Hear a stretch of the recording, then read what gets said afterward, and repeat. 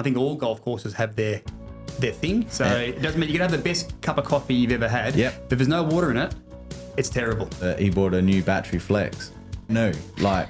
That's crazy. Are you a golf fan? Street signs with a pole and these sometimes at the top of that. Right, now for the Husqvarna. The second tee landed on the train and the train drove up and they got it through the ball off the train onto the second green. Without Glenn, it's far too professional.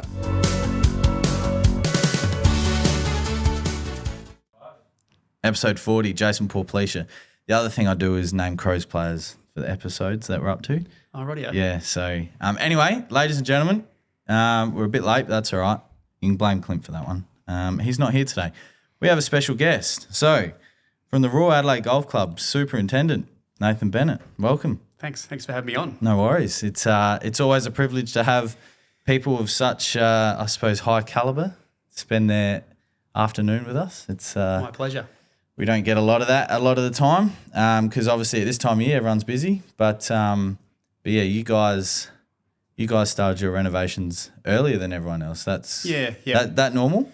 Yes, for us. Yeah, we started September. It's for a couple of reasons. One, we want a full season rather than having almost prepping the course twice. So we come out of winter and we really get into it. We pull it apart and then we put all summer, spring and summer and early autumn to have it as good as it can be and get it to shine for that sort of 6 months rather than getting it out of dormancy and getting it growing really well and shining and then pulling it apart and then having the process of doing it again. So it's a bit of a double-edged sword. Doing it earlier takes longer to recover. It is a quicker recovery when it's warmer, but we only sort of have to have that recovery out of dormancy once and we sort of spark it up. And then now we've got club champs, so we've sort of recovered relatively quickly. It was a pretty standard season for us. So from there, moving forward, we're going to enjoy the condition of the course now up until April. Yeah, rather than having looking really good and then you go in December or November and then pull it apart again.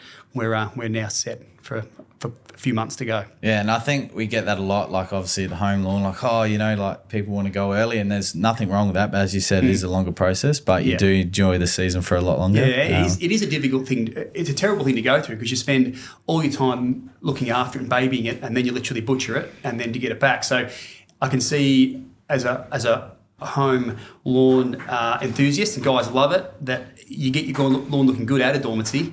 The last thing you want to do is go pull it apart, but you've got to. Otherwise, you may get away with it for a few years, but that catches up with you. So it is a hard process to go through, and all your mates and your partner or everyone's like, "What are you doing? Your lawn looked amazing.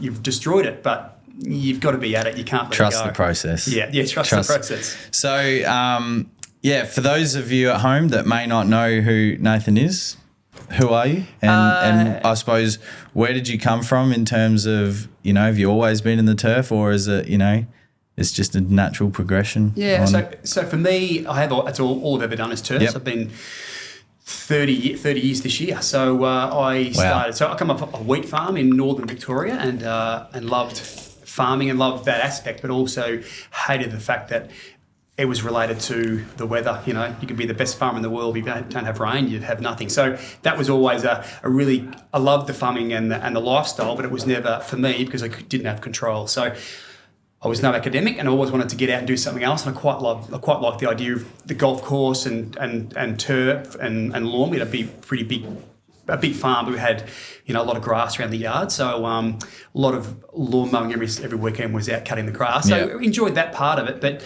that probably got me into wanting to manage golf courses, and I didn't think about anything else other than golf courses. So funnily enough, I did some work experience at Murray Downs as a 16-year-old and actually didn't like it for a week. Okay. It was really cold, and it was quite laborious and a lot of bunker work, and it sort of put me off. And then a year later, work experience in year 11, I think it was, come up again. So I did it again in Melbourne and Albert Park and didn't like that either. So I think some people use work experience kids as just slave labour. So not that Murray Downs was, but I think Albert Park was more just divots and picking up rubbish. And I thought this is not for me either. So, and then I went back and then finished year 12, and at the end of year 12 a job came up at Murray Downs and went for that and was unsuccessful. But then luckily enough, the superintendent at that point was Richard Forsyth. He left there and went to Metro, and he called me up at the end of year 12 and said, "Do you want to come down for a job?" And I no golfer, so I had no idea what Metro was, where it stood in golf stature. So did some research, and he said, I'll call back in 2 weeks. So I did some research on what it was about and accepted it. And I hated Melbourne, and as a kid, I'd never liked it. Coming from a farm in the middle of nowhere to move to Melbourne's a fair task. So, but took the job, went there, and loved every minute of it. I think I was lucky enough to be at a place that had a wonderful crew, a wonderful staff, and they took me under their wing, and I've still got really close. I'm still close with probably 6 or 7 of those guys now, and I've been, really lived with them and all sorts of stuff. It's been wonderful, wonderful journey that part of it. And for that first 8 years of my adult life was with those guys and really strong connection. So, and I loved the work. So, and I'm lucky enough to be at a course like that had a really high expectation. And it was really high. So the turf quality at Metro was always regarded as some of the best in Australia, if not the world. The fairways there were amazing. We presented the course as best in great condition all year, but we had some tournaments and some big tournaments that was broadcast all over the world. We had the biggest one was, I think, the 2001 Ascension World Match Play. It was huge, and that stuff was shown everywhere. And to have that sort of stuff happening as a 22, 23-year-old was amazing. So to move through that process and to have that grounding at the start was the start of it, and really, I suppose, started my passion for turf. And I think it's more about passion for excellence. Yeah. The presentation of something and how you can manipulate something. And that was what I loved about golf course turf rather than farming. So farming, you just did what you had to do and then leave it and let nature take charge, whereas in a golf course you can manipulate that with, whether it be with fertiliser and chemicals and water and drying things out and soil structure and stuff, whereas farming you couldn't. So that's why I've always loved it, because you can present that. And there's not many jobs out there where you can work all day, work all week and stand back and look at it and be really proud of what you've done and how it presents. And it's a lot of comments from, whether it be from members or whatever it is. It's such a really cool feeling to have members or people come past and talk about how good it is. You'll always get the opposite. Why aren't you doing this? Or why did you do that? Or that's no good. But by the whole, it's pretty good. So went from there down to Moona Links, which was down on the Mornington Peninsula at a new stadium-built golf course, which is the open course at Moona. So went down there, started there, and then they were building the Legends course next door, which was that a bit more of a enjoyable, fun course. So finished the growing of that and opened that, and then did 2 Aussie Opens down there, which was pretty awesome to have a purpose-built course. If you've ever played, it's brutal. It's some big long holes. It's tough, and they're tucked in bunkers, and it's a brutal golf course, but it's a true test. But it just wasn't successful with golf crowds and golf numbers, and it is hard in Australia to get good numbers unless you live. Yeah. But it's hard to get done, and even these Australian Opens, you'll find that it's still not. No, because the crowds aren't. The players don't turn up, which means the crowds don't turn up. No, and I suppose, and with both Clint and I have been quite. Oh, okay, all good. Right, Clint and I have been both vocal about Liv in terms of what they do for the sport, and they bring top players to Australia. Absolutely. And unfortunately, the Australian Open got, they got Minwoo Lee, they got Cam Smith, they got Neiman, but in terms of Scotty Scheffler didn't come out. Yeah. Imagine. And not lots of big names. There's a couple of big names. Yeah. But back in the day, when I started off in 97, the first Open I was involved in, we had Greg Norman, and the crowds were, and that was when he was at the top of the game. Yeah.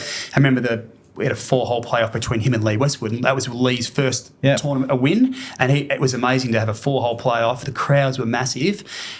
But then when Greg left, the numbers continued to dwindle, and the players weren't coming out, and they weren't coming from America. They weren't getting paid enough. Why would they leave America? For the money they're getting paid there, and the PGA had them ransom, why would they leave to come out and play for a tenth of what they're playing for in America? 100%. It's all business, right? Absolutely. But the people that bag on Liv don't understand that we've been starved of these top tier golfers for so many years, and John Rahm. I don't know if you went to Liv at all. Yeah, I did. Yeah. His presence just on the golf course, huge. But it's one after the other. You think, he's not there. It's the next. Then you got DJ strutting down the fairway. Yeah. You got Phil Mickelson. It's just and the interaction with the crowds and interaction with the young people as well, which is huge. So that's pretty amazing. So to have that event down there was really cool, but it wasn't successful, so they stopped it.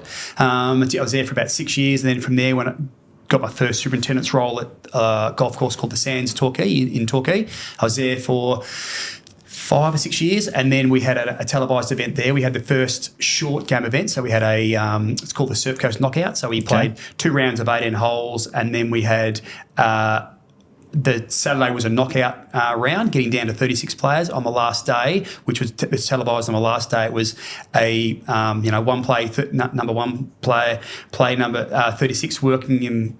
Only playing 6 holes. So after 6 holes, knock out, back again. Yeah. And it was amazing. The guy that had to have a playoff to get his last spot in the group, Scotty Laycock won it. Yeah, okay. So it was amazing. He played number one, who was Peter O'Malley, and Peter was killing everyone. And Scott played Peter on the first round and knocked Peter out. So it was awesome because it was a match play event. It was really cool. So then after that, left there and was really lucky and fortunate enough to get the role over here at RA. And, I've loved every second of it. Love Adelaide, love living here. The weather's amazing, but the course, people that are in golf, that have played golf, played at RA would understand. But I think if you don't, you sort of don't grasp the concept. But it is such a wonderful place. It's beautiful. Yes. It just has this aura about it. And you walk in there, it's really old school and it's traditional. It's wonderful. So I'm pretty lucky to be there. Yeah, I mean, I come from a cricket background, so Adelaide Oval for me was same sort of feel. Like the fact that they were able to keep the old brickwork in the members section at Adelaide Oval. So, I remember when I first came on at Lawnhub, my first winter at Lawnhub was very quiet. So I drove for Clint in the Water Pro car, and I did a few deliveries out to Royal. Yeah. And you just go through the gates and it's like, this is Adelaide? Come on now. Yeah. And it's amazing. It's beautiful. And the old traditional, the clubhouse hasn't changed. It's the same building as it was back in the course was started in 1906. The clubhouse is in the same spot, same style. It's just expanded. Yep. So same sort of feel. We walk inside, the floor still creaks. It's still the fireplace during winter's beautiful. It's fireplace. Members turn up and have a coffee, read the paper, have some breakfast. It's really it's full of soul, really, and it's homely. It's a beautiful old clubhouse and bucking the trend that most clubs in the country, if not the world, just continue to build big, beautiful facilities. But with that, you lose a bit of that nostalgia and you lose a bit of that soul. I think they're beautiful new ones, but they just don't have the character of an old. Yeah. And it is, I don't know how the clubhouse is nearly 120 years old and it's still the same. So, walk up the hallway and there's still a lump halfway up it that you go up a slight ramp and it's, it's all that stuff. So, it's pretty, and the course realistically hasn't changed in the 120 years it's been there. Yep. There's been alterations, but nothing significant. Some of it hasn't been touched at all. So it's pretty amazing. Yeah, it's crazy. Obviously, Royal Adelaide, the top 4 here in Adelaide are obviously, and the golfing here in Adelaide is not as big as the East Coast because, there's the population and, obviously there's a lot more money on the East Coast, but the 4 main courses and especially Royal is what was it, 6? It's about anywhere from 9 to 12 so depending where you go. But I think, it's really hard to keep rankings these days because there's so many new courses coming online and all those courses that are there continue to get pushed out. So we really are fighting hard to try and stay in that top 10 to be relevant, to keep contact with it. And I think anyone from Adelaide would understand that if you picked up Adelaide and moved it on the eastern state, it'd be spoken about in a different way. So because it's Adelaide, people have a perception it's Adelaide. Let's not worry about it. Yeah. But if you picked up Royal or the other 3 clubs and put them in Melbourne and the Sandbelt, they would hold their own any day. And I have no doubt that we would sit probably higher if we were in the Sandbelt. It's because we're not in the Sandbelt, so we get a few points taken off. Yeah, that comparison. So I used to work for Drake Supermarkets, right? Yeah. So you know them, you do, you don't, whatever. But I'd always say that the store that I was in, if it was a Coles or Woolies, would be 30 to 40% busier. Absolutely. And nothing would change. No. All you do is change a sign out the front. And it'd be different. Like you said, you pick it up and put it on the East Coast or on the Sandbelt. I 100% understand that. And a lot of people will turn up and play it for the first time and go, wow, I didn't expect that. You're like, it's because it doesn't get spoken about like the Sandbelt Club. So we've done some construction works for having Renaissance Golf Design, which is Tom Doak and his business. And those guys getting involved also lifts the profile. So we have people from all over the world coming out and want to play just Tom Doak golf courses. So we have guys who are flying from Scotland or America and play and then fly out again back to Melbourne and play and then home. So it is a bit of a destination for them because of the train line, but 2, because it's got the it's got Renaissance Golf attached to it. So it's got that feel to it that, as I said, if you picked it up and moved it, it'd sit a whole different ranking. Well, I mean, I think the first year Liv was here, was it the Majestics all wanted a golf day at Royal? Because, and we've had them last year. We had those guys come out. We had there was Lee and Ian Poulter and was it Hendrick? I think Hendrick Stenson. Forget now who the other ones were, but they loved it. They were out there all year, for a whole day doing video footage, and they had the little 17A, and they sat there and they come through the clubhouse and they loved it, and they were very approachable. But to have those guys and having them all want to play it, it's difficult because the course is so full leading up, and as all courses are in SA, Live has bolstered it for everyone. We just don't have it's hard to go, okay, Mr. Smith, you've been a member for 30 years, but you can't play in your time slot because we've got someone else. We've got to try and allocate some tee times. And if those guys turn up on a whim, it's hard to get them in. Absolutely. Like anyone. It's not that we're too elitist. It's just we can't physically get them reality. in. Exactly. It's just the reality. So it's hard to get them on. So we've got to try and try and get that more accessible to them, that they all want to come out and have a game. And, it's great having some guys that are involved in golf here, and guys like Wade Ormsby, who's a member at RA and really passionate about it as well. And he's also friends with some of those guys, and he's always saying, you got to go over and have a hit because it's, it's pretty special. So, it is. It's as I said, it's just where it sits in the nation in golf. It's because I think it's been a close relationship with the other Royal clubs, so Royal Sydney and Royal Melbourne, and we've had, I think it's 9 Australian Opens. So we've got footage back from 1932 on their website from the 1932 Aussie Open. It was a bit of a sandpit in black and white, but it's amazing to see the footage back then. So there's been a long, strong connection with tournament golf in Australia at Royal, and same with the other clubs. So I think that holds it in a different level as well than other clubs. Yeah, wow. It's incredible. I mean, like you said, people fly from all over the world to come play Royal Adelaide, which, Adelaide's known for its, for its wine and for its, entertainment and that sort of stuff. But golf. And I think YouTube golf as well has had a massive impact, especially golf. That's how I found myself back into golf after many years off. But, like the accessibility that people have to places these days in terms of like just being able to see, because there would have been people that would not know what Royal Adelaide looks like. Exactly. Right. And I think there was a flyover video from, 10, 15 years ago, and you say it hasn't changed much, but like it's always nice to see like, cool. I remember seeing that. Things like that. Yeah. And I think you're right with the YouTube golf and how it blows up and all the young guys are on it. And that's what I love walking around Live and hearing kids that are walking around. A lot of them don't play golf and want to know, and they want to know about the golf course or how to become a member here, or they're all now going to the driving range and hitting golf balls. And obviously COVID blew that up because you couldn't do anything except for go to the driving range and hit golf balls. And then all these young guys that were normally playing football and cricket and tennis are all getting back into golf. So, and that filters out to every golf facility. That's not just golf clubs, but there's driving ranges and X-Golf and all the other stuff, and all the way out to the small country courses. It's incredible. And then golf shops, golf apparel, all that stuff's blown up. And then you get the YouTube stuff where they're using different clubs, and all these young guys are then getting into their different golf clubs and talking about different degree wedges. And I'm like, these guys are off 32 and they're all after a different degree wedge. It's like, okay, fair enough. And they're all happy to spend their money, but it's gone berserk, which is great for golf. And that's in most golf clubs now, or more golf clubs now have waiting lists, and it's harder to get in, and then which is another good thing, because it means that golf clubs are stronger financially, which means they have the more control of their destiny, but also then some finances to put into golf courses, which is always a tricky subject, because it's all about, money coming in and looking after the clubhouse and the membership, but they're there for the golf course, and that's usually gets left behind. But it's important that continues to move forward, and I think that the COVID has helped that with income coming in from golf and membership. It's great. Would you say that now the way that golf is, say the memberships at the top 4, Royal Adelaide being one of them, it used to be more so like,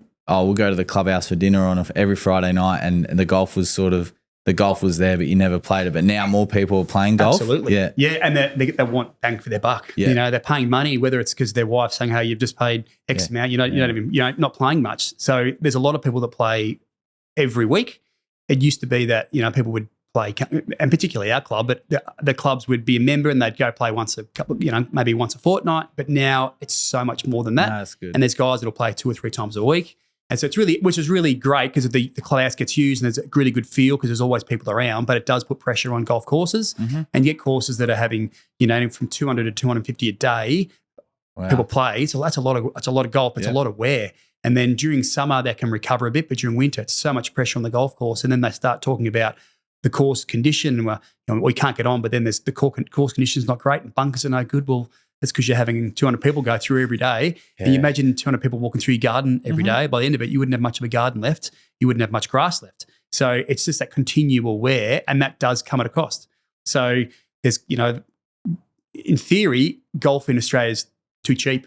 When you got people charging $25 for a round of golf for 4 hours, what sporting event would you go to and go there for 4 hours and watch it, let alone participate in it for $25? So there needs, go to anywhere else in the world unfortunately, the golf clubs that are charging $25, the members or people that play there probably expect it to be the same as every other, high-end clubs. It's not quite the way it works. It's not the way it works at all. No. So there's that scenario too. But golf definitely has become, the numbers have blown up for everyone, and the amount of golf being played, it doesn't matter what club you're at, has blown up. I mean, I'm like Matt said before, I'm a member at Sandy Creek, and one of the things you talked about before, like driving ranges, we've now got a driving range, ball dispenser with tap and go, so people can hit golf balls after work because the clubhouse shuts at a time, and we've got revenue to be made out of that, and we've got a light set up now, so if it is dark, you can hit golf balls, and 12, 24 months ago, like. Yeah, it wouldn't happen. Whereas now imagine there are people now that are using that and getting more into golf and getting more addicted to it, and then it just continues to snowball. Yeah. And that happens, and that also affects us. Doesn't matter what level of golf, because people always want to go to the next level or the next best thing, or they want to work their way up. So, we've had a waiting list for very long or forever. Yeah, of course. And the waiting list is quite big. It's because the guys that are playing at courses want to, they want to go play at the best course. So they want to be involved in those clubs, and that sort of filters out. So it doesn't matter where golf happens, it affects everyone. Yeah. So we all get something from it. So we're not, like during COVID, it didn't affect us because we didn't make any more money out of it, because our members are our members. That we didn't have any green fee players, but the amount of golf being played was crazy. And they all loved it. It was funny enough, there's no competition, and they all love that there's no competition. As soon as COVID stopped and we're allowed to have competition, they're all back into competition again. So it's a bit of whereas over the UK, competition's usually only twice a week. Yeah, okay. But over here, it's every day. Every day. Yeah. It's all about playing and winning. And so overseas, it's all about, you go to places like Vietnam, they love gambling. Over there, it's all about, they'll gamble on each other's golf. Yeah. And there's that competition. It's not so much club comp, it's individual comps within amongst the group. So Australia's a bit different. They love the competition, and they love to have, you've got to be in a comp, and then it's a bit of a double-edged sword again, because a lot of people get a bit nervous about going in a comp, and they don't want to see their name up on the board that's got 12 points because it's embarrassing, so they may not go in it, whereas some people don't care. But if you didn't have that comp, people would be happy to play and not worry about it. You can pick the ball up and move it away from the bush, because we're not playing for sheep stations, but now it's in a competition, it becomes, it's all about the rulings and the whole, it's crazy. It's funny. It's funny you say the, like 12 points, because everyone's had a day like that. Oh, yeah. Everyone. And I think, and I remember like I used to get really nervous on the first tee at Sandy every Saturday morning, but now it's like, if I pull it left, the bloke next to me is going to pull his right. Yeah. Like it doesn't matter. It's just the way it's going to go. Yep. And, it's everyone's hit a bad shot, but I think the most addictive thing about golf is you can hit the most horrendous golf shot you've ever hit in your life, but the next one is a tour level. Yeah. And that's shot. What brings you back. And that's what brings you back. It's usually the 18th, what you need. Just that one on the good drive. Like, where's that been all day? Yeah. But that's what it's about. It is that when you flush it, you think, this is amazing. I just could get better at it and do more of those. Yeah. And it is part of that. Going for a walk, they all say that golf ruins a good walk, and it is walking around on a golf course. It doesn't matter where it is and how it sits, but it's just you're outside. You're a part of nature. You're walking around. It's a beautiful aspect. It's quiet. It should be stress free. It's not, because people get wound up about it, want to smack everything. But it's just that it is a really good pastime. And you see why a lot of people that we'll get some members who work there like 103, and they're out there once or twice a week playing golf. It's amazing. Yeah, that's when you get out having a chat with their mates, playing golf, stress free. Hitting a ball around and away they go. There's not many sports. One of the things I love about golf is you could be 87 playing against your 15-year-old grandson and still beat him. Yep. It's competitive. Doesn't matter what level you are for the handicap system. So that's the best part about golf. No other sport is like that. It doesn't matter how good you are or how bad you are. You're competitive. Yeah. And I think ages, sex doesn't matter. No, it's awesome. I think one of the best things about golf as well, like I'm a footy fan as well, you can't just go and play footy out in the MCG. No. Like that's right. You can go, if you're willing to, you can go and play the courses that Tiger Woods played in his prime. Yeah. and in shooting 30 under. Absolutely. Like, you can travel the world and play them. Yeah, that's right. You know, if you're willing to, of course. You know. I don't think really there's any amount of money that will get you on the MCG Grand Final day to have a kick. No, you know what I mean? Nope. So it's not happening. No, that's right. And I never thought about that, but you're right. You can play any course anywhere within reason. And you've got a planning and might cost you money, but you can play and also travel the world. You can head to Italy or head to France or wherever, and you can take your clubs with you and go over here. And some of the courses are amazing all over the world. It doesn't matter what language you speak, where you are. It's all the same, no matter what you do. Yep. It's the same game all over the world. So it's pretty awesome. You mentioned Vietnam. Have you in terms of toured the world for golf, whether that's work or pleasure or anything like that? I haven't been to the Asian countries, but I've been to Scotland and Scotland, England, France, America. Looked at courses and ranging from good ones to the best. So I've been lucky enough to walked around the St Andrews and those ones in Scotland and down through some amazing ones through London, through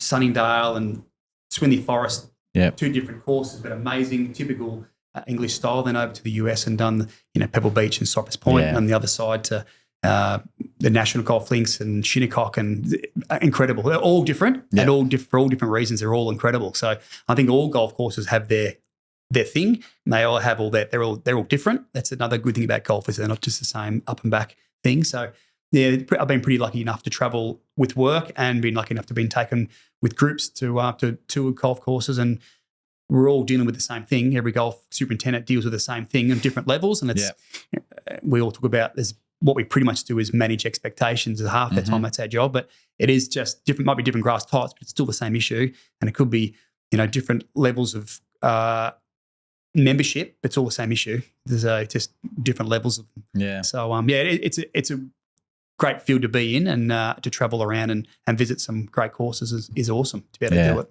I mean, like St Andrews, you play your cards right, you can play that course. And they shut that Sundays, and it becomes a dog park. That is so crazy. I watch Rick Shields on YouTube, and he was the one that said that, and I was like, nah. And then they film there on a Sunday, and there's people sitting having picnics on the 18th green. You walk around, the town embraces it. So you go to a chemist, and it'll have golf memorabilia or golf pictures on the walls. It's based around, so it's a university town, but it's just golf centric. Yeah. And you just walk down the street, and I go through Gap, and all of a sudden you're on the golf course. And there's like 7 golf courses in St Andrews. They're all the St Andrews, and it's all the different names. But they're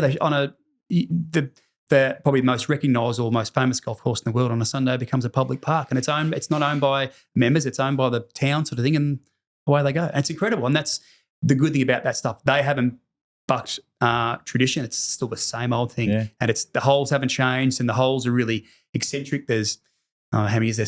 There's only about 8 double greens. There's only about 10 greens there. Yeah. So it's amazing, 2 and 7, 1 and 17. So every green adds up to 18. So that's right. It's amazing how they did that back in the day. I don't know. I can't tell you how old it is, but it's how they built it, and it still stands the test of time now. But it's really cool how they haven't messed with it, and they just haven't bucked. They haven't gone with that. It's private golf club. This is what we do. That's just members. General public can go for a walk and take the dogs out there on a Sunday. Because of course there are courses that are complete. You cannot come in at all, like Augusta. They'll shut you down. Of respect, because that's what Augusta is. That's how they want to do it. Yeah. And that probably holds them at a different, not different level, but a different genre. That that's the elitist. Some of the money that's spent in the US is ridiculous, phenomenal. Yeah. In places like Augusta, I think the way it works is there is no membership fee. It's just at the end of the year they divvy up the cost to run it divided by the 30 members or whatever it is. Yeah. And you go to places like National Golf Links, I think there's 300 members, and of those 300 members, there's only 90 members that vote. The other 210, doesn't matter whether you're Bill Gates or the president, it's irrelevant. It doesn't matter what you think, the 90 vote, and the other 200 or 210 just have to suck up what the decision's made. Until someone dies or drops off that 90, the next person gets voted into that 90 of that group.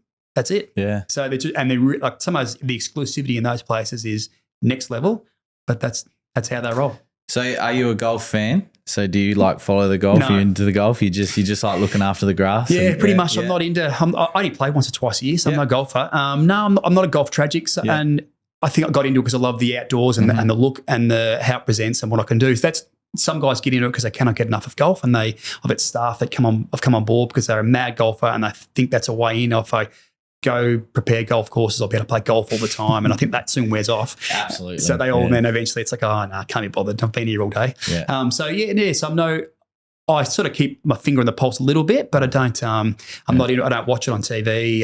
I watch it for a bit and then get a bit bored. So I enjoy going to the golf, enjoy going to live, and like anything that's significant, I'll go to watch and probably to see how it's prepared as well, to see the golf course. But I'm not a huge golf nut. Some guys some guys are right into it. And a lot of members are right into it. They can't get enough. They'll get up early and watch the golf, and but not me. That's all right. I mean, I suppose. If you're a tragic at work, but then you're also a tragic of what you do for work as well, it gets very tiring. Yeah, that's right. And there's a lot of guys will, as I said, come on board because they love it, and the staff get the ability to play golf at work at certain days. It's after certain hours, and some of them will, and when they turn up and they want to play every week, and then by the end of it, it's like, they might play once or twice a year. Yeah. So, or they'll go through a stage where someone new will turn up and they'll all want to play for a bit, and then it wears off. It goes up and down, but it is a bit. It's some guys get into it because of that. Some guys I've got that work for me that have never played golf. Yeah, not into it. Wouldn't know anything about it. Not their thing. They just enjoy what they're doing, and that might be the mechanic or the hort guys or even ground staff. Just not for them. Yeah, so not into it. Yeah, well, that's there's people that work at Lawnhub that know nothing about lawn. Yeah, they just that's just looking what it is for work, and they like what they do, and that's it. Which is great. One thing that's quite unique about the Royal Adelaide is the train lines through the golf course. Yeah. So, like, I've only ever been there once to do a delivery, and when I drive past, I'd put my head out and see through the gate. Yeah. Other than that, I know nothing about the course. So, what does is it a problem? Well, it's not a problem. It could be. It's operable. It runs every 15 minutes. Yep. Train goes through, so it runs at probably. It seems like it goes pretty quick. It's probably only doing 50 to 60 k's an hour. So it's if there was an open there or something. If there's an open, they'll shut it. Yeah, that's the only time they'll shut it. It's a lot of backlash when it happens. Yeah. But the residents, it doesn't get used very much. But it's the train that goes out to Grange. So there's only 2 more stops past us, which is I think it's South Grange and then Grange, so you can get to the beach if you wanted to at the end of the line. So it's been there forever. That was there before the course. Yeah. So the story is they all caught the train out, steam train, out to the area, hopped off the train, and then walked over the sand dunes and worked out and then bought the land that surrounded that area. So it was on both sides of the train line. So the train line's been there forever. It was the pro shop was a train station. So that was where a little part of that was the train station. And when I say train station, it was probably a little room that was, 3 metres by 3 metres, a brick block that had sold a ticket out of it.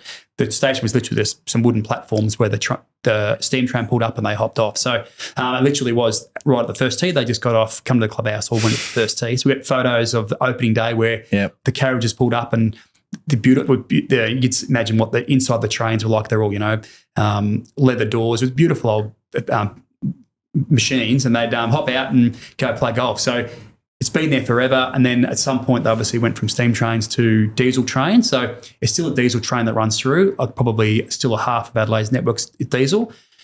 The concern for the club is in time that it may become electric. When it becomes electric, it's a whole different ballgame because there's power lines and structures that go through the middle of the golf course, which detracts from the look. Currently, we're all about clean, nothing that's noisy. It wants to be a really sharp view rather than having something that's intrusive in the way. So that is an issue for them, but they feel that will be a long way away, if ever, because the train line gets used infrequently. And if that were, it's hard to justify. It wouldn't be a small cost to put electrify that line. So that'll be interesting to see what happens in the next 20 or 30 years. But it's a really unique thing. I hear there's only one other one in the world that has it running through. There's lots of golf clubs that have train lines on the side. Next to it, but not dissecting it and literally right through the middle. So we have 2 holes. So you play, the first hole plays up the side of it, and then the second, depending on what tees you hit over it, and play down the other side. And then you play the other 9 or 10 holes, and then 14 you can play over it again. So there's 2 holes you play over it, and there's the first and the second you play sort of beside it. So it never used to be part of the course. If you're landing on a train line, you play where the ball lied. Whereas now with legalities and with OH&S, all that stuff. So now we have the fun stuff. We do have, it's out of bounds now. So your ball lands there, you have to pick it up and drop it in wherever the rule is and where it crosses that line. So and pick it out. So which is understandable, but it's also a shame. I enjoy some members be sitting on top of the train line with his golf bag, having a swing off some sleep or rocks or whatever, and terrible shot. Some guys used to carry an old club in their bag, but just in case the ball got there. So, and you can imagine doing that, and then the train's coming on. The train drivers used to get a bit testy on. There's a guy in the middle of the train line having a golf swing, and so on the horn. So you can understand why it's changed. Absolutely. And we're still going through processes of making it easier or making it safer for people to cross. Have no fence and there's nothing in the way. We're looking at putting some sort of fence up to create a bit of a barrier and make it so you have to sort of slow down and stop before you cross without having gates. To have boom gates is another issue. Mm-hmm. So there's all those things we have to keep working through, and it never used to be an issue, but it's becoming more and more of a talking point or something we have to work on as it works forward. So, but it is pretty unique, and as I said, a lot of people come from all over the world. They know about it, and they want to come out and see it. And a lot of people don't think it runs and are shocked that, and it goes past the clubhouse. Between the train line and the pro shop would be 5 metres. Wow. It's really close. Like a golf cart can drive between the train line and the pro shop, but you wouldn't get too past it. Yeah, wow. So it's really close, and if you're not ready for it, it whizzes past and people get shocked by it. So, but then you get other people that know about it, and then kids get down there with it, as we're used to as kids, 50-cent pieces and 20-cent pieces, and watch it go past, and then go try and find it. So that stuff still happens. But we've got to try and be more, the club is really wary of that and making sure that you stay back from the train line, because they come past and people get too close, and the train drivers get a bit nervous, and they'll call the train authority and they'll come out and try and say what's happening, and someone's close by. So we've got to be really careful of that. Of course, it is a bit of because it's dangerous. We've touched wood, we've never had anyone injured, but we have had carts, we've had buggies just taken out. Members, particularly these days with electric buggies, they'll send them off and they'll drive by themselves and park near the train line or get too close, and then the train comes past and takes one out. So we've had a few of those get destroyed. So, but it is very unique, and it's quite, when you're up on top of the middle of the golf course, has a big sand dune with a rotunda on top of it. You get up there and you get a sort of a 360-degree view of the whole course from there, and because it's quite open, and it looks amazing looking across the course. Then you see the train, the 2-passenger train flying through. It's such a, you sort of get used to it, but then because you take it for granted, but then you do see it and you realise how unique it is. Oh, it is. To have a train run through the middle of it. It's pretty amazing. Because I think it probably took me a couple of times to drive past to really realise, before I was back into golf, the train line goes straight through the middle. Golf course. Yeah, right in one corner and then straight to the middle. So yeah, it's pretty amazing. Yeah, it's it's one of those ones where I think people think we must hate it. But the club embraces it. The club sees it. That they would hate for it to ever be shut, because it's a part of the fabric now. It's been there forever, and it's a part of us. So the club's really affectionate towards it. They love it. We're just got to be mindful of how we manage it moving forward, or working with the train authority so that it's managed correctly both ways. Yeah, we're just very wary that they will put a fence up which detracts from the place, or the power lines through it. Yeah. So, it'll be a shame. I mean, it took them 5 years to do the Gawler line, so I think you'll be right. I think we'll be right for some time. But and you imagine the cost too. Like Gawler line, the amount of people that use it. Like it goes past, so many times a day, and you'll see one person on it, or but during peak hours a few, but then during the day or late at night, then who's catching the train all the way to Grange at 11:30 at night? It doesn't happen very often. No. So maybe the weekends, but it's used certain parts of the day, but a lot of the time it's not. Yeah. So it's not frequently used.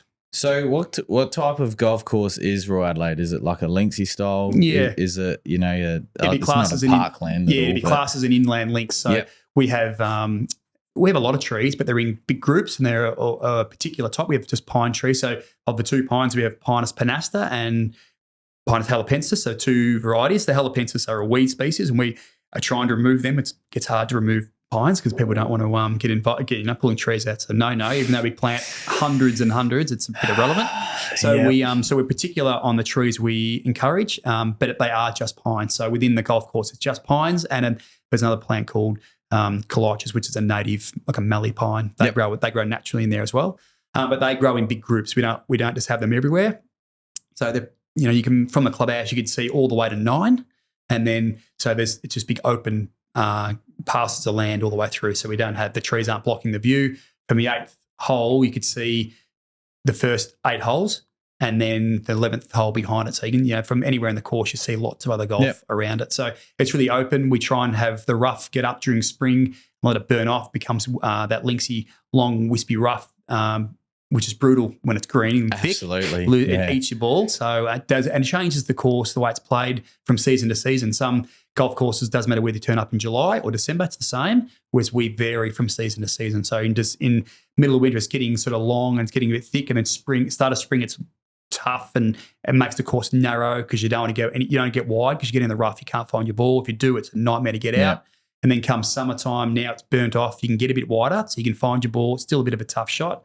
But by about January, that rough's burnt off and disappeared. Then it becomes wide and you can go for it. So, and then you start to, then coming into autumn, the rough starts to come up a bit. So it does change, and the look changes from season to season. So now we have that strong contrast of, we have a hard edge irrigation system, so it's green fairways. Then anything off the fairways, gold. So it just gets long and then it turns to gold. We have that strong, that sort of, when it's hot, looks great in the clubhouse. You have ribbons of green fairway, but dry rough in between them. So, and the trees don't disguise it. It's just rough and fairway. So in theory, we often talk about that the pro shop guys have always spoken about playing off the 18th tee and seeing how many shots to get to the 9th hole, which is in the other corner, because you just play your way down. You just got to land it on a fairway, but there's nothing in the way. You can play all the way through. So there's that sort of stuff you can, and we need the rough up. When I started 13 years ago, I started getting the rough up, and the members didn't like it initially because it was tough. Yeah, of course. And they didn't like it. But I said, but if you don't have the rough, there's no trees here. You stand the tee, you hit your ball into the 7th fairway, or if you're on the second, you hit the ball on the 6th fairway, the 5th fairway. It doesn't matter. You can get there in the rough and have another shot. You've got to have some penalty. You can't just be able to hit the ball where you like. That's right. Yeah. So you've got to be able to define the hole, but also make it a penalty. So that's how we have it. The wider you go, the more rough you get, the tougher the shot. That's how we try and define the hole, but also make it so it makes it it narrows it up, makes the course a bit tighter at certain times of the year. So is the rough like a natural or like a native grass, or is it like a fescue, or just whatever grows? So a lot of it's grows. weeds, a lot of it's if there's any farmers out there, you'd hear brome grass and wild oats and barley grass, lots of that. But the more we're leaving that now, we don't water it, we don't cut it. So a lot of the rough we've never cut and we haven't cut for 13 years. A lot of it's now some native cooch in there, but also then we've got stiper and some wallaby grass all coming through, and native plants and little like things like chocolate lilies popping up and all that sort of stuff, which we want to encourage because we want to get that stuff. We want to have both a flora and fauna habitat within the course. So we want to encourage that. So by just cutting everything down and spraying broadleaf or spraying whatever it is, that detracts from that. So we try to believe it as we spend no money on the rough apart from cutting the areas close to the fairway. But other than that, we don't. We spend very, very little on anything in the rough. Don't fertilise it. Don't. Yep. We might put a little bit of broadleaf out at certain parts if there's a few thistles, but other than that, we don't touch it. So we want to encourage that natural rough, and it is happening. The native plants will drop seeds, and they'll eventually start to come back, and hopefully that'll start to overpower the weeds that are out there. So we that's our philosophy of trying to make it as natural as we can off the playing surface as natural as we can. So what are the fairways there? So it's a mixture of cooches. So we have it's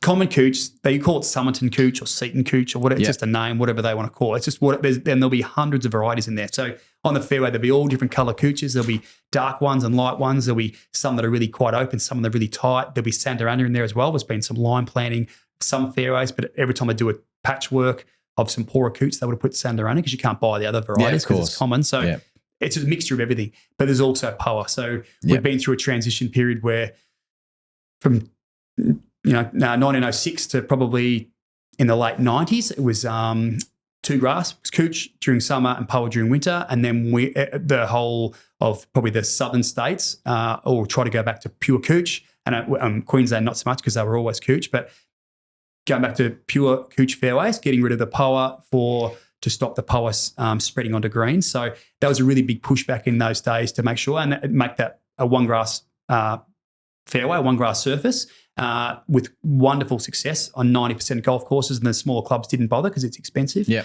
So that happened many years ago. So that was us. And then, but the last 10 years or 13 years it's been an uphill battle for us to keep the power out. And because we're not a complete sward of Sandarana or wintergreen or whatever variety people have, we're a variation. Some cooch doesn't allow power in and some does, and then some cooches or some of the power then becomes immune to the chemicals, resistant to the chemicals. You can't control it, and there's other methods of trying to get rid of it, and it goes around in circles and it becomes an expensive exercise. Absolutely. And then you're robbing Peter to pay Paul, and then there's to the detriment of the cooch. There's always different scenarios. So we're a bit different to the most of the clubs. Most clubs are really having success still with pre-emergence and post-emergence with some of their cooch. They're finding it harder and harder, and even going out with light rates of Roundup on there. But then their cooches are stronger. They're holding up to that beating, which is Roundup will really beat your guts up. But if it can hold together, they're getting through and keeping them clean.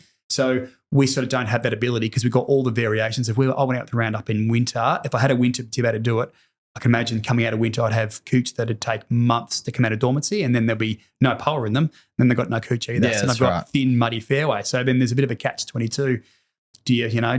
Are we trying to provide a surface, or is it what's the most important? Is it surface quality or is it purity? And for me, it's surface quality. And I think I've convinced the club that that's the philosophy we should be going at. It's all about presenting the course in the best possible condition. The playing service, 90% of the members wouldn't care less what it was, as long as it was a good service for the ball to be on to hit off it. And that's what it's about.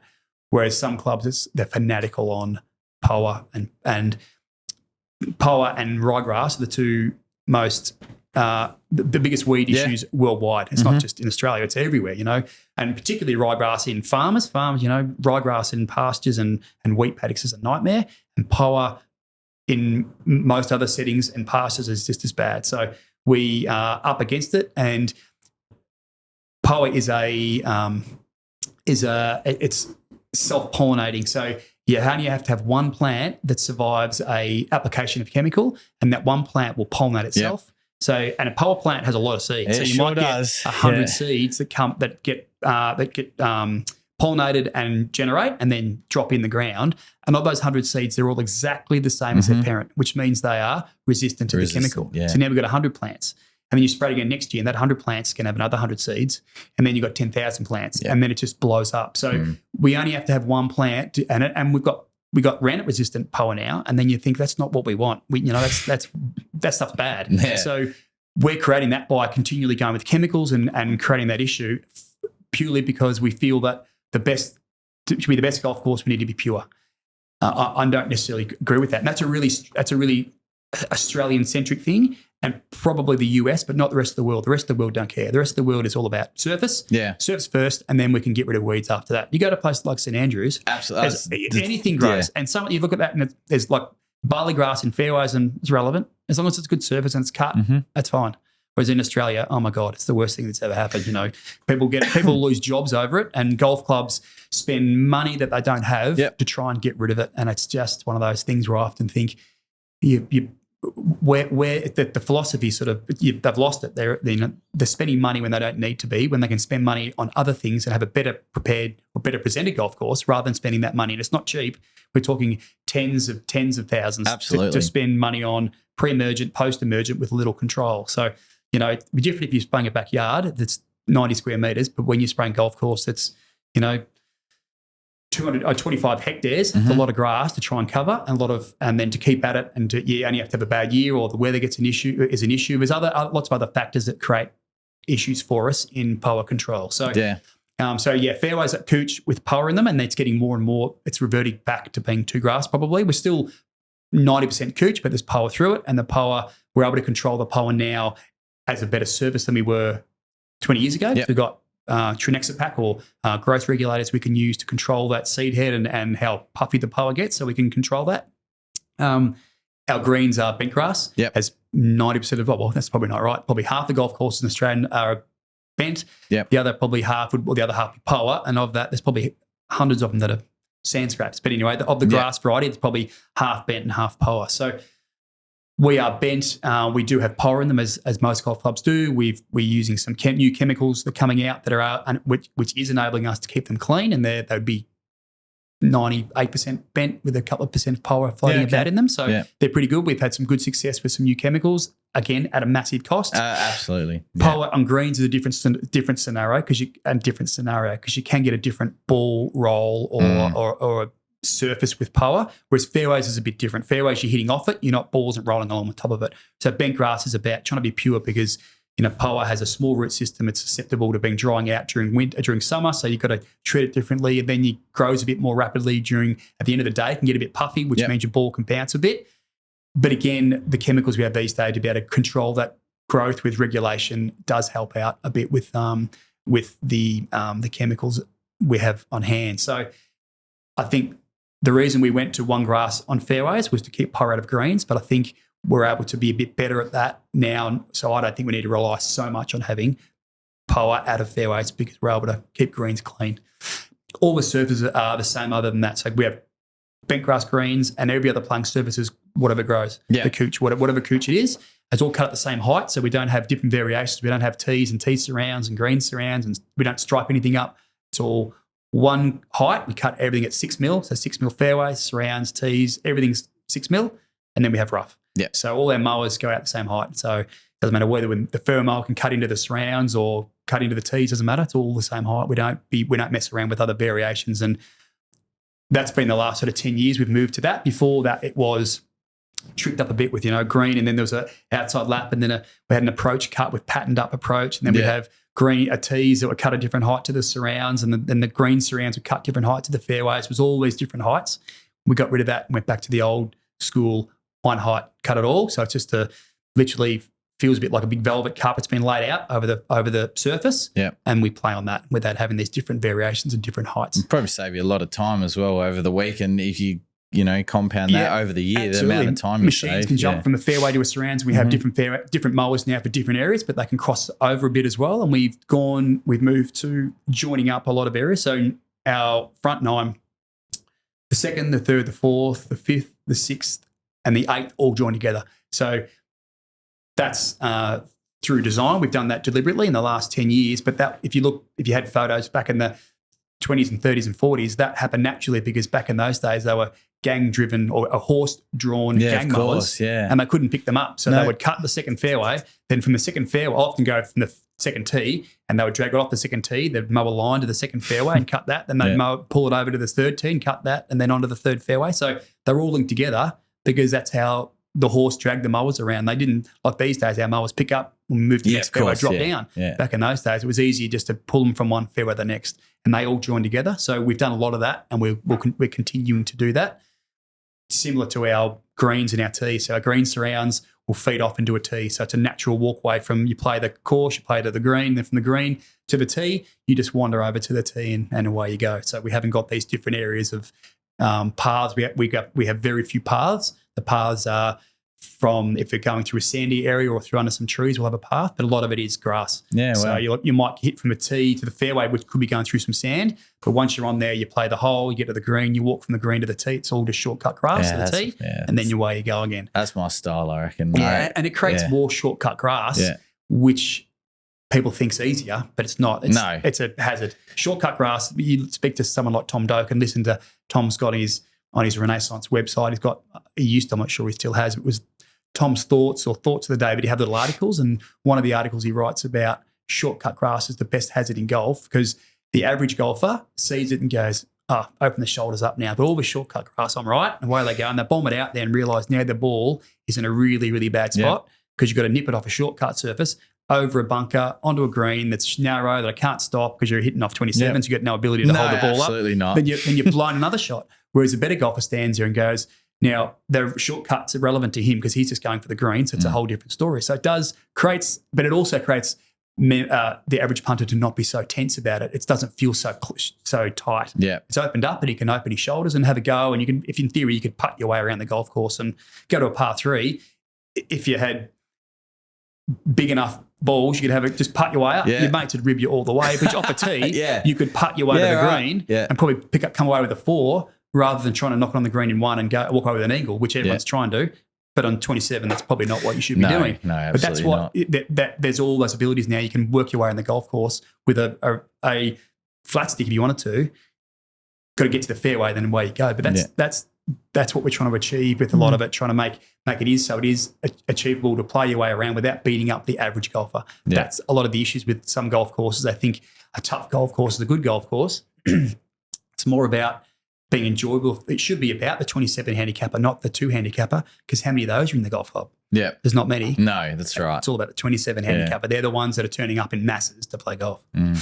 Anyway, got off the topic of grass variety. We love it. So I was just monitoring the time because we've got to do our giveaways at 3. Oh, yep. So that's due in 3 minutes. But we'll quickly bang through some questions here. So as Clint mentioned too before, our fans are ruthless in some respects. But let's have a look. So I'm assuming we sorted out the mic issue. Yep. All right. Cool. Bearded Sith's back. Hello, Bearded Sith. So Bearded Sith's one of our OG listeners. Oh, really? He missed the last few. He's been away. So he said I look weird in that seat because this is Clint's seat. So that's funny.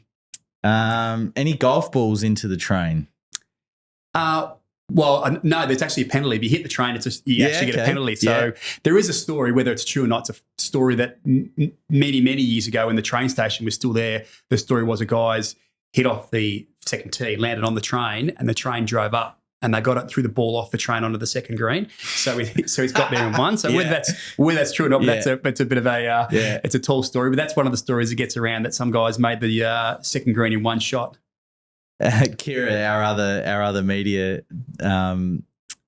employee, is just like, never been more interested in golf. Very captivating bloke. There you go.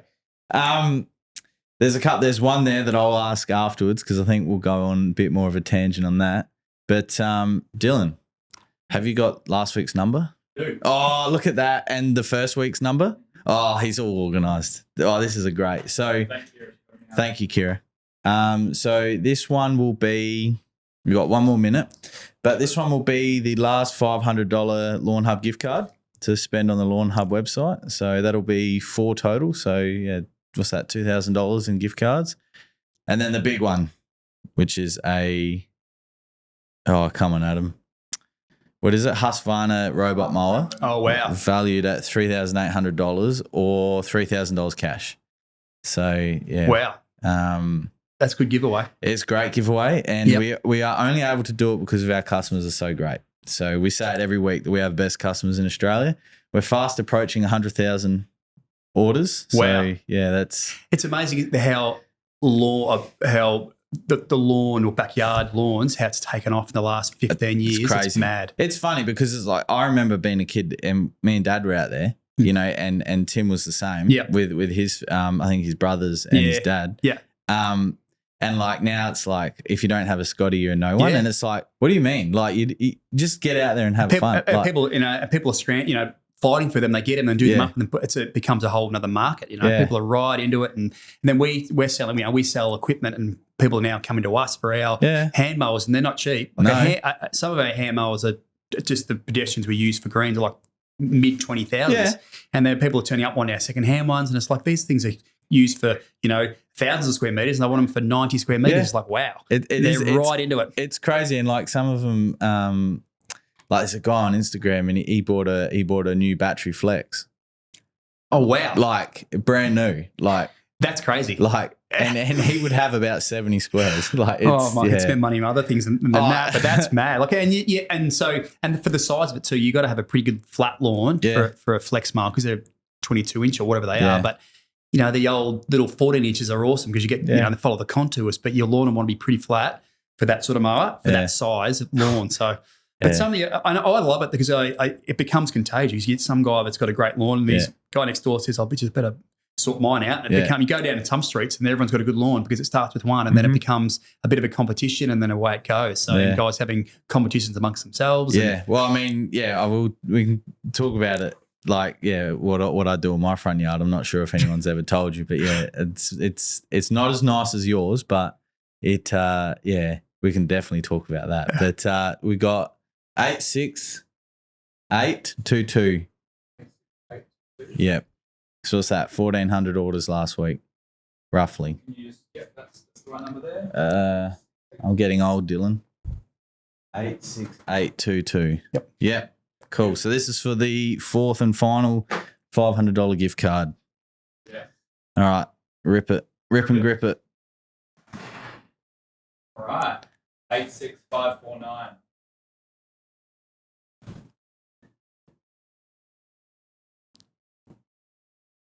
Okay.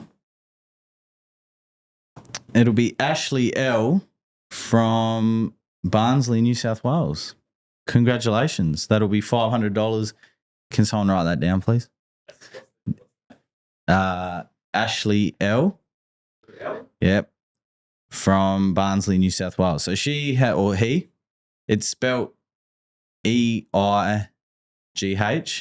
The only Ashleys I know spelt like that are women, but I could be wrong. But no idea. No idea. But congratulations, Ashley. That's $500. That would be their first order as well. So happy days. So they've placed a $200 order and got $500 back. Happy days. So good on them. Congratulations. All right, you got that, Dylan? Yep. All right, now for the Husqvarna. So we go from first number. Yeah. Surely it's in the 70s. 7, 8. It's 10,000 orders. That's crazy. That same number? Yeah. Yep. All right. Send it. Who's going to win? Big one. Well, Dylan, you placed an order yesterday, I saw. Yeah, but Dylan cannot win. Redraw. So we got, what's that? 83512. Is that right? That could be there. 83512. Yep. Stuart from Rosanna, Victoria. First order. Oh, wow. So he's either going to get a Husqvarna robot mower or he's going to get $3,000. We have a phone number here, but I don't have the Lawnhub phone, so we can definitely call him after this. Or maybe towards the end if someone brings a Lawnhub phone in, or just hit the camera, sorry. Yeah. Wow. So 2 first orders. Like, it's crazy the amount of first orders people. And I think someone won the gift card second week. I think it was like his 5th or 6th order. So, like, it's crazy. Yeah, it's pretty awesome. It's one of those things now people are able to find products clearly that for them it's commercial grade because it's never been out there. It's always been people would ask, where do you get stuff from? And you'd be like, well, it's hard to buy a 20-litre drum of chemical that we're using. It's hard, it's too hard. Whereas now it's a whole different thing. And that's why I think these sort of businesses and these products is what is allowing backyards or front yards to explode and be high in quality turf. And they aren't lawns anymore. They're turf surfaces. They're turf surfaces. That's right. And I'm a big advocate for, if you've got, like at my front yard, it's about 40 squares and I've got 40 out the back.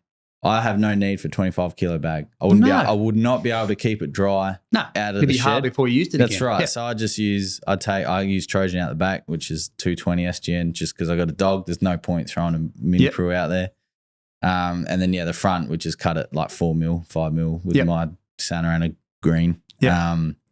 It's I can't chuck 220 SG on that will burn. So and I'm a big advocate for Wetting Agent. It's my favorite product. It's so underrated. I remember when I first learned about Wetting Agent, and I was like, I'm going to try that, and then my whole lawn transformed. Yeah. Well, if you said to me what would be the number one bit of advice I'd give to anyone about lawn or about turf, Wetting Agents is the biggest thing. And there's always other things people talk about with soil structure and heights and fertilizer regimes and nutrients and all the stuff. Means nothing if you can't get water in there. So it doesn't mean you can have the best cup of coffee you've ever had. If there's no water in it, it's terrible. You've got to have water in there for it to be able to be absorbed. And nothing will absorb in dry sand or dry soil. It doesn't matter how good the soil is. If there's no water in there, it's useless. And like obviously hydrophobic soil and that that's obviously one of the leading causes of poor turf is dry patch, hydrophobic soil, blah blah blah. See, I don't have, and this is what I said before, I don't have the qualification, but So a lot of girls will say, sandy soil, it's the water gets straight in, but just because it's sandy and water gets in doesn't mean it's staying there or that it's going in where the plant needs it. It'll still feed through. So Wetting Agent is the biggest thing you could do. And I think that's, if anyone takes anything away from any discussion about turf, that should be your priority, making sure that you can get water or moisture into your profile and hold it there, and then you can put your other stuff on there. But without putting that in there, you're wasting your money. Because you put fertilizer out, it'll dissolve and either run off or go down the easiest avenue, which could be just a tube or a little air pocket that run all the way down, disappear.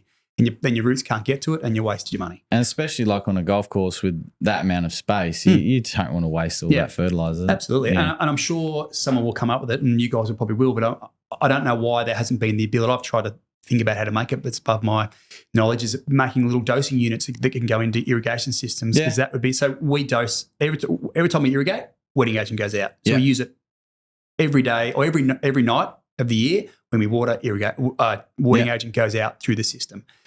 I just don't, I think there is a market for that. Yeah. That's created, that be huge. There definitely is for the home space. The trouble is, and Clint and I have spoke about it before, is backflow prevention. Yeah. So I've tried all scenarios how to do it. Some of these kits don't come with them, and it is so irresponsible of the company selling something that you're injecting into a main line without that. And all it is it's on the 7th page on the 6th line, and it's written in like tiny text, must be back. It's so irresponsible. Like, so that's sort of if you can get someone to have a kit that's made up with, has a backflow in it, or whatever it might be. But I think if you can get that, so then it's just dosing it all the time, because you're better off, rather than doing it, you are always better off doing it lots, a little bit often, rather than one big hit every 8 weeks to a certain extent. But it is just, if you can treat your water, it's a no-brainer. Yeah. And then the lawn, your turf would turn around, and that's what it's about. It's about getting water in. So most people talk about, I've put fertilizer out and nothing's happening or whatever.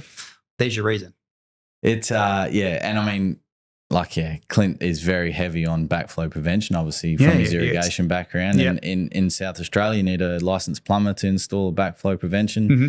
Not everyone is a plumber, at home. So, legally in the eyes of the law, they can't install these systems, and legally you can't install them without backflow prevention. Yeah. So I think definitely there is the market, and there is a company that sells a lot of them.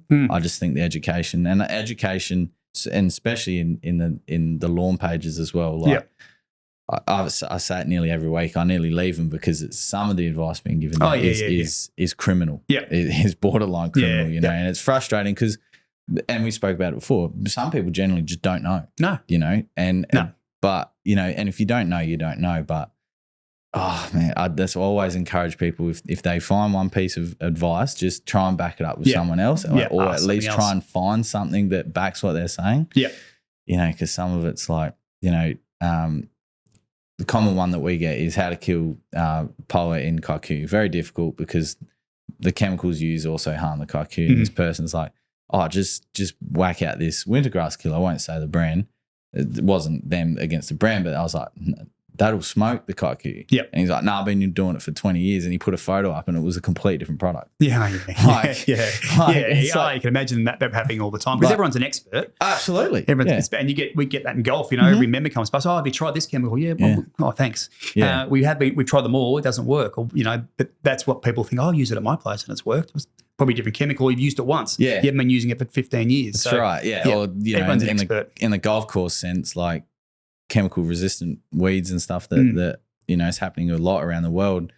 You might have like the homeowner who's got 40 squares can put out a little dose and be like, yep, that's wintergrass done for the year. Yeah. Obviously you're not competing with the wind. You're not competing with people, 250 people. Yeah. You don't know what they bring in on their shoes. Yeah, absolutely. I read, and I'll cop shit for this, but I read a study of the wind coming over from Sydney over to New Zealand. There was a weed that popped up that they'd never seen before, and they couldn't track it, and they found that it was caught in the wind. That would not surprise me at all, because the stuff that's, let's say a lot of the stuff gets spread around. Yeah. So, and you think about us with our fairways trying to be clean with POA, and then you only have to go in the rough. Unless you're controlling all the POA in the rough, then how do you stop that? So some guys are having really good results on their fairways because they're also spraying Roundup in their rough, killing everything, which that's their style, and having shortcut rough, and it's dried off and burnt, but there's no grass out there. But what that does do then is allow them to have cleaner fairways. But we don't do that. So our rough's all up and long and wispy. And so then as soon as the POA goes to seed there, that gets blown in and rolls over from the golfers that walk through it. And so we're really up against it. So if you've got a backyard and and it's surrounded by a concrete or a fence, you probably haven't got so much POA coming in because people aren't walking it in all the time. Yeah. So that's a big difference. Do you spray any pre-emergence on the fairways at all? No, so we've stopped. So I always have for my 30 years I've always done it, but the last 4 years we've stopped. We were putting it out with really poor results, and we were timing it. So when I first started, we would put pre-emergent out probably twice a year, and it lasted about 8 weeks. And it would work really well. We're having great results. And there was an ag product, Stomp or pendimethalin was always used back in the day. Yeah. And then it got better. The quality of the chemicals got better and better and lasted longer and longer. But then you have products now that will last 9 months, which are amazing. And we were putting them out in January and we'd go to July and do it again. So we're getting great coverage. In theory, we're getting 18 months worth of coverage over a 12-month period. But because we're these common cooches that have really big long root systems, and that's how they survived, and they go dormant, and they're a bit susceptible because they get a bit weak because they're not a great quality cooch.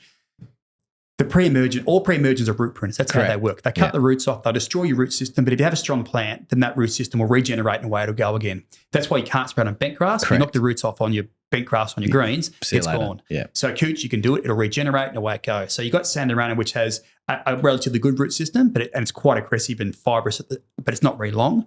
Whereas common cooch can have a root system of 1 metre long, but it's not as dense and not as and not as vigorous. So we were putting these pre-emergents out, which was cutting the roots off, and then cooch was going into dormancy really early, was coming out so much later. Then we had massive amounts of, we don't know whether the worm castings had anything to do with it, but we had lots and lots of worm castings, during the winter, which I don't know whether the pre-emergents were disturbing the worms during the wetter periods and making them come up. But since we've stopped, that has reduced massively. That's interesting. But also our common cooch gets smashed by mites. And because the common's really weak coming out of dormancy, we go and renovate, then we throw some fertiliser out. The common cooch is trying to grow. It's trying to put some leaf out, which the mites then jump in it, pick on it, and destroy it. And then you have the growth retarded, and you can't get that growth to come back.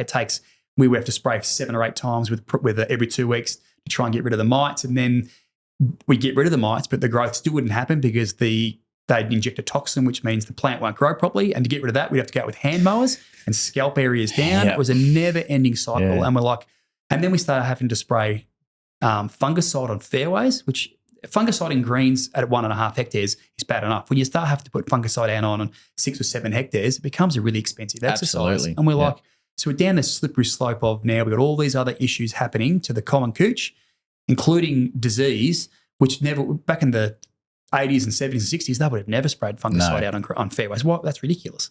So we're at the point where we're like, what are we doing? Why are we doing this? So we've trialled some areas where we didn't spray it and where we did spray it, and we were having much better results with the common cooch hanging on during coming into dormancy and then coming out a lot quicker, recovering from renovations a lot quicker. And then we were having whether, as I said, I don't know whether it's the worm castings with the pre-emergent, but we're having less worm castings. For years, we'd have to have, was to the point where members would walk through it and it would just come off their wheels in big slabs of mud, would come off on greens. It was terrible. Yeah. So we're not having those issues anymore. So we don't know whether that's related or not, but we've done, the last 3 years it's reduced by about 80% than what we were. So that's changed. So, and then we're getting a better service in winter. So we haven't got that really open, sparse, thin surface during winter. We're getting a better surface. So we're still cutting fairways at 6 mil in winter now. Yeah, wow. And we're putting more Trinexapac out than we would normally, but we're not putting the other herbicides that are soil herbicides. The Trinexapac's a plant product. Yep. You put it out, gets into the plant, holds it up, changes its growth pattern, changes its vigor, but it also tightens it up. So instead of having these big power plants that smother the cooch, they're fine and they sit within the cooch. So still cutting the fairways at 6 mil, they're nice and tight during winter. They're a better quality and they're a better surface because there's power in them as well.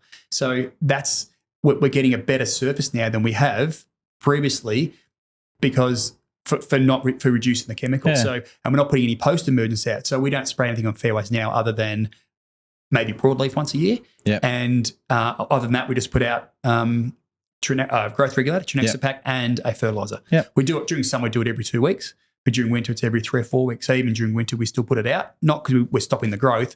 We just want the power to be tight, tighten it up and make it a smaller plant. Yeah. So, and that's working for us. Other clubs, we feel like other clubs are probably, they're doing their thing. We do our own. We're not too fussed by what other clubs do. We do our own thing. And we may in 10 or 20 years' time be so far behind the 8 ball because we're power and cooch, or we may find in 20 years' time that other clubs are like, we can't control that power as well. Embrace it. Yeah. That's so after I went to the 150th Open in St Andrews, and we went and did, which was an epic. and walked around that. Then we went to Muirfield and North Berwick, and then went down to London, those courses, and they were all like, no, we just prepare what grows. It is what it is, because over there in England, they've only got one insecticide, and that's a Celeprint. Other than that, cannot use anything else, and they can only use it twice a year. So if they have an outbreak after the second app, You're too done. bad. Yeah, wow. Deal with it. Yeah. And then I went to France, and they were saying that over there they only had, so now they'd only have another 3 years left of fungicides. After that, that's No it. more. Yeah. So the chemicals have been taken off them, so they're having to deal with other ways of managing their turf. So they can't go out and spray pre-emergence and post-emergence and all this stuff to have purity. That's just whatever grows. Just fertilise it, water it, make sure it's healthy, and we'll cut it, we'll prepare it, and make it a good surface. That's their philosophy. Whatever grows, grows.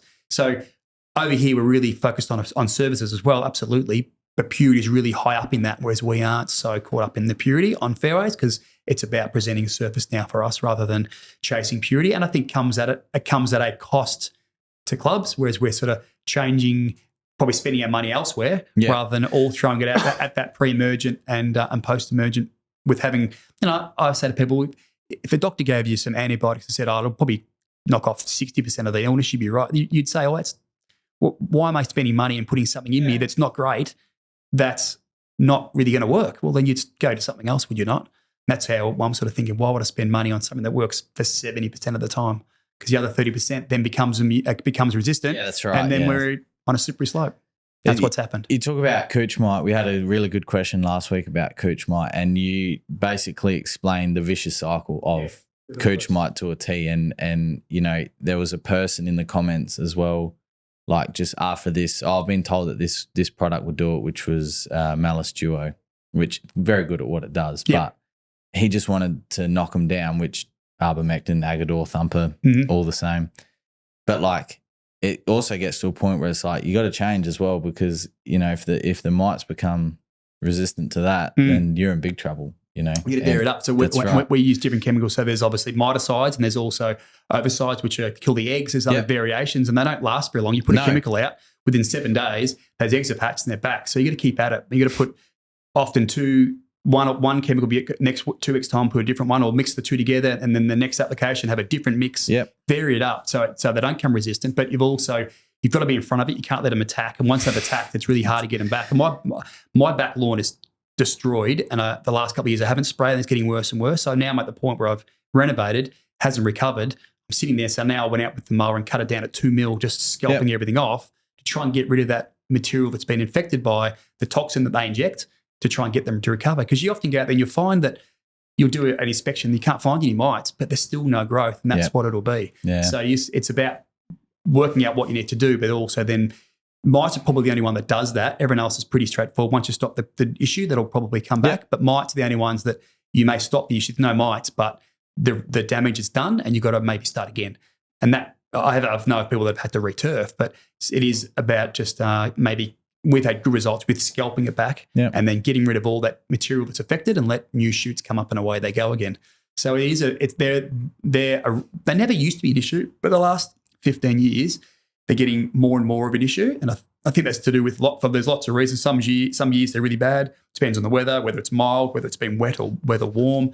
There's a lot of variations, but it is they are becoming quite a big issue. And for home lawns, if you'd asked me 15 years ago whether we should be worried about home lawns with mites, I'd be like, you're mad. Yeah, but you're mad. Now because everyone's because they're right into their turf, that's becoming an issue as well. Yeah, I mean, I only I've had them the last 2 years. I'd never seen them, because Dad's lawn was pure Santa Ana, then Kaiku took over, and it's all Kaiku 98% now, and apart from his Tahoma Green.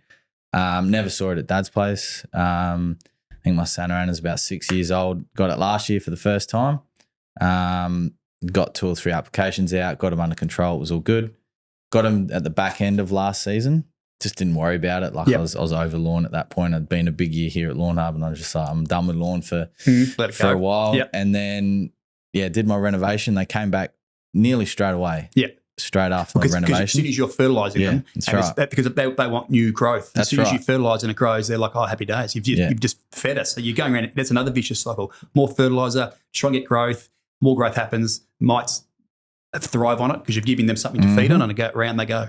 So, and then I did one more application and I had a really bad damage. Like when I talk really bad, it was this big, but my lawn's not very big. So that on a massive golf course is like that was not much at all. But I literally just pulled all that material out and inspected it. And you could they're very minute, tiny, but you know what you're looking for. When you know what you're looking for, it's a lot easier. Straight away you can see it. And just top dressed it, watered it, and it grew back within about 6 weeks. Yeah. But it's they are very vicious things, aren't they? And then you got the Sandarana. We find that the better quality cooches, and then whether it's Sandarana, whatever it is, doesn't get it. It takes a lot for them to get affected, and they will do. But the common, because common's such a big, broad plant, so the growth points are probably twice as long or 3 times as long as compared to Sandarana. So you only have to have one growth point get affected, and all of a sudden you go past, and all these stolons are flapping in the breeze. You go past and they're not even attached to the ground. They just grow in the air. That's and then right. you're like, what's going on? So whereas the Sandarana doesn't have that so much, but the commons are really bad. So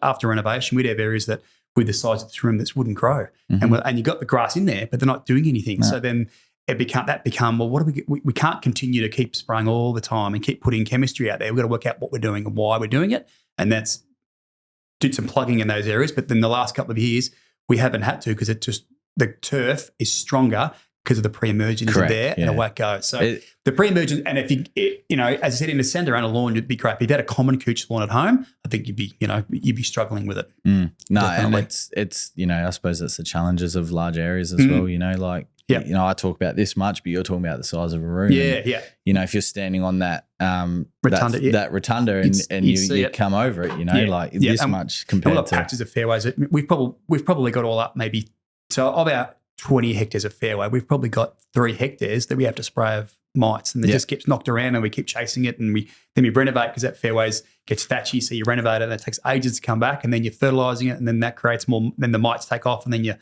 chasing your tail again. But then when we're back on top of it now, we've come out of the renovation. We've got most of it recovered, and we should be fine now. But you sort of don't think about it, and they tend to happen on the edges. So it'll come from the rough or around trees, anywhere that's weak. They'll take hold of it. That's so funny because that's where mine start, on the edges. On the edge, that's where they'll start. They'll come in from the edges and they'll work their way in. And you go past and they'll be just feels like your grass has turned into sticks. There's little hard bits of sticks popping up. It drives you nuts. Oh, that's so funny. And it's all scaled, right? Yep. So So if that person, I can't remember the person's name, hopefully, you learn a bit more about the cycle and the viciousness of why it's important to especially to follow the label of each product, especially when treating something like mites. Someone had a question here about where is it? So Jack Chapo, so a Celiprin. So is that something that you guys use or a similar product? Obviously in the home lawn, grubs are an issue. It's been an issue since I was a kid. Obviously a product like a Celiprin, like we were speaking about before, wasn't available to the homeowner at all, even though it's a non-scheduled poison. It just was not a product that... Which is crazy when you think about it. It is crazy. It's very crazy. But now, you saw it. We have all those 100 ml bottles. We have 2 pallets of 4 kilos and we have 5 or 6 pallets of 10 kilos. It's very available now. Obviously, you guys would not apply granule, or because it'd just be cost. It's too hard to do it. So we spray it as a. So you do use we use it. We use it once or twice a year. So a Celiprin, when that came out, was two things with it. One of it was no scheduling. So it's no scheduling for when you've got staff applying chemicals. Always a bonus because you don't have to deal with it's safe in theory. There's no scheduling. So being able to put that out, but also have a long period of cover. So it sort of gives you that 4 to 6 month cover, but we would put it out that we'd always back it up because they say there's variation. So you might put it out. But for us, we use it predominantly for stem weevil. Stem weevil can turn up in a green today, and then by Monday, half the green's dead. It'll just blow up, and then it just chews out the crown of your plant, and then it will just die. So they're vicious. So we put those out as a preventative. So we'll put that out maybe in August for a cool season, put out in August, and then we'll get through to probably now, and we'll go with maybe a different product, might be a spinner or another chemical that's a different chemical for that exact same reason. Rather than using a Celiprin all the time, we want to make sure that we mix it up and try different chemicals. So, but we always use one application of a Celiprin once a year. And then when that first came in the market, it was a game changer for all of us because it was such a long period of of cover, and it was more of a preventative rather than a curative. You could actually put it out there and it would prevent them coming in and taking it, and it would sit there for ages. Whereas it used to be, years ago, we'd have chemicals like chlorpyrifos, which is great chemical, but so nasty, and it killed everything. Yeah, and that's what used to spin me out. You had a Bunnings, you'd have chlorpyrifos sitting on the shelf. I'm like, and you smell that stuff, and it knocks you over. Yeah, but yet you couldn't buy Celiprim, which had no schedule. That's right. So I'm like, well, you're getting mum and dad and kids dealing with chlorpyrifos. It was in the shaker container where you could put it around their house. Yeah, awesome on ants, but really bad chemical. So we don't use anything like that. We don't use any schedule like S7s because for that reason. So the chemicals we use these days are so much safer, and Celiprim was probably the leader of that when that came out. It was amazing. So when it happened, but yeah, we definitely use it, and with great results, and we'll back it up with another type probably 3 to 4 months later, just so we mix up the chemistry, so we're not always putting the same one out. And I'm not sure what else you're having in the suite of chemicals, whether there's anything else, but that's something that I think as time goes on, having variations of the similar sort of thing to mix things up. I think the biggest thing, especially in the home lawn, and like you said before, everyone's an expert, is the label. So like if the label doesn't say it targets African black beetle larvae, then people jump up and down and go, you can't use it for that. No, it's illegal. Can't do that. You know, and I 100% understand. The fire ant problem up North Queensland at the moment. Like there's products that you could buy off the shelf that would destroy fire ants. I reckon. But because it hasn't been tested, these people couldn't go out there and go, product A. And I'm sure there's products out there that aren't registered to treat black beetle larvae or stem weevil larvae at all, but it will knock them.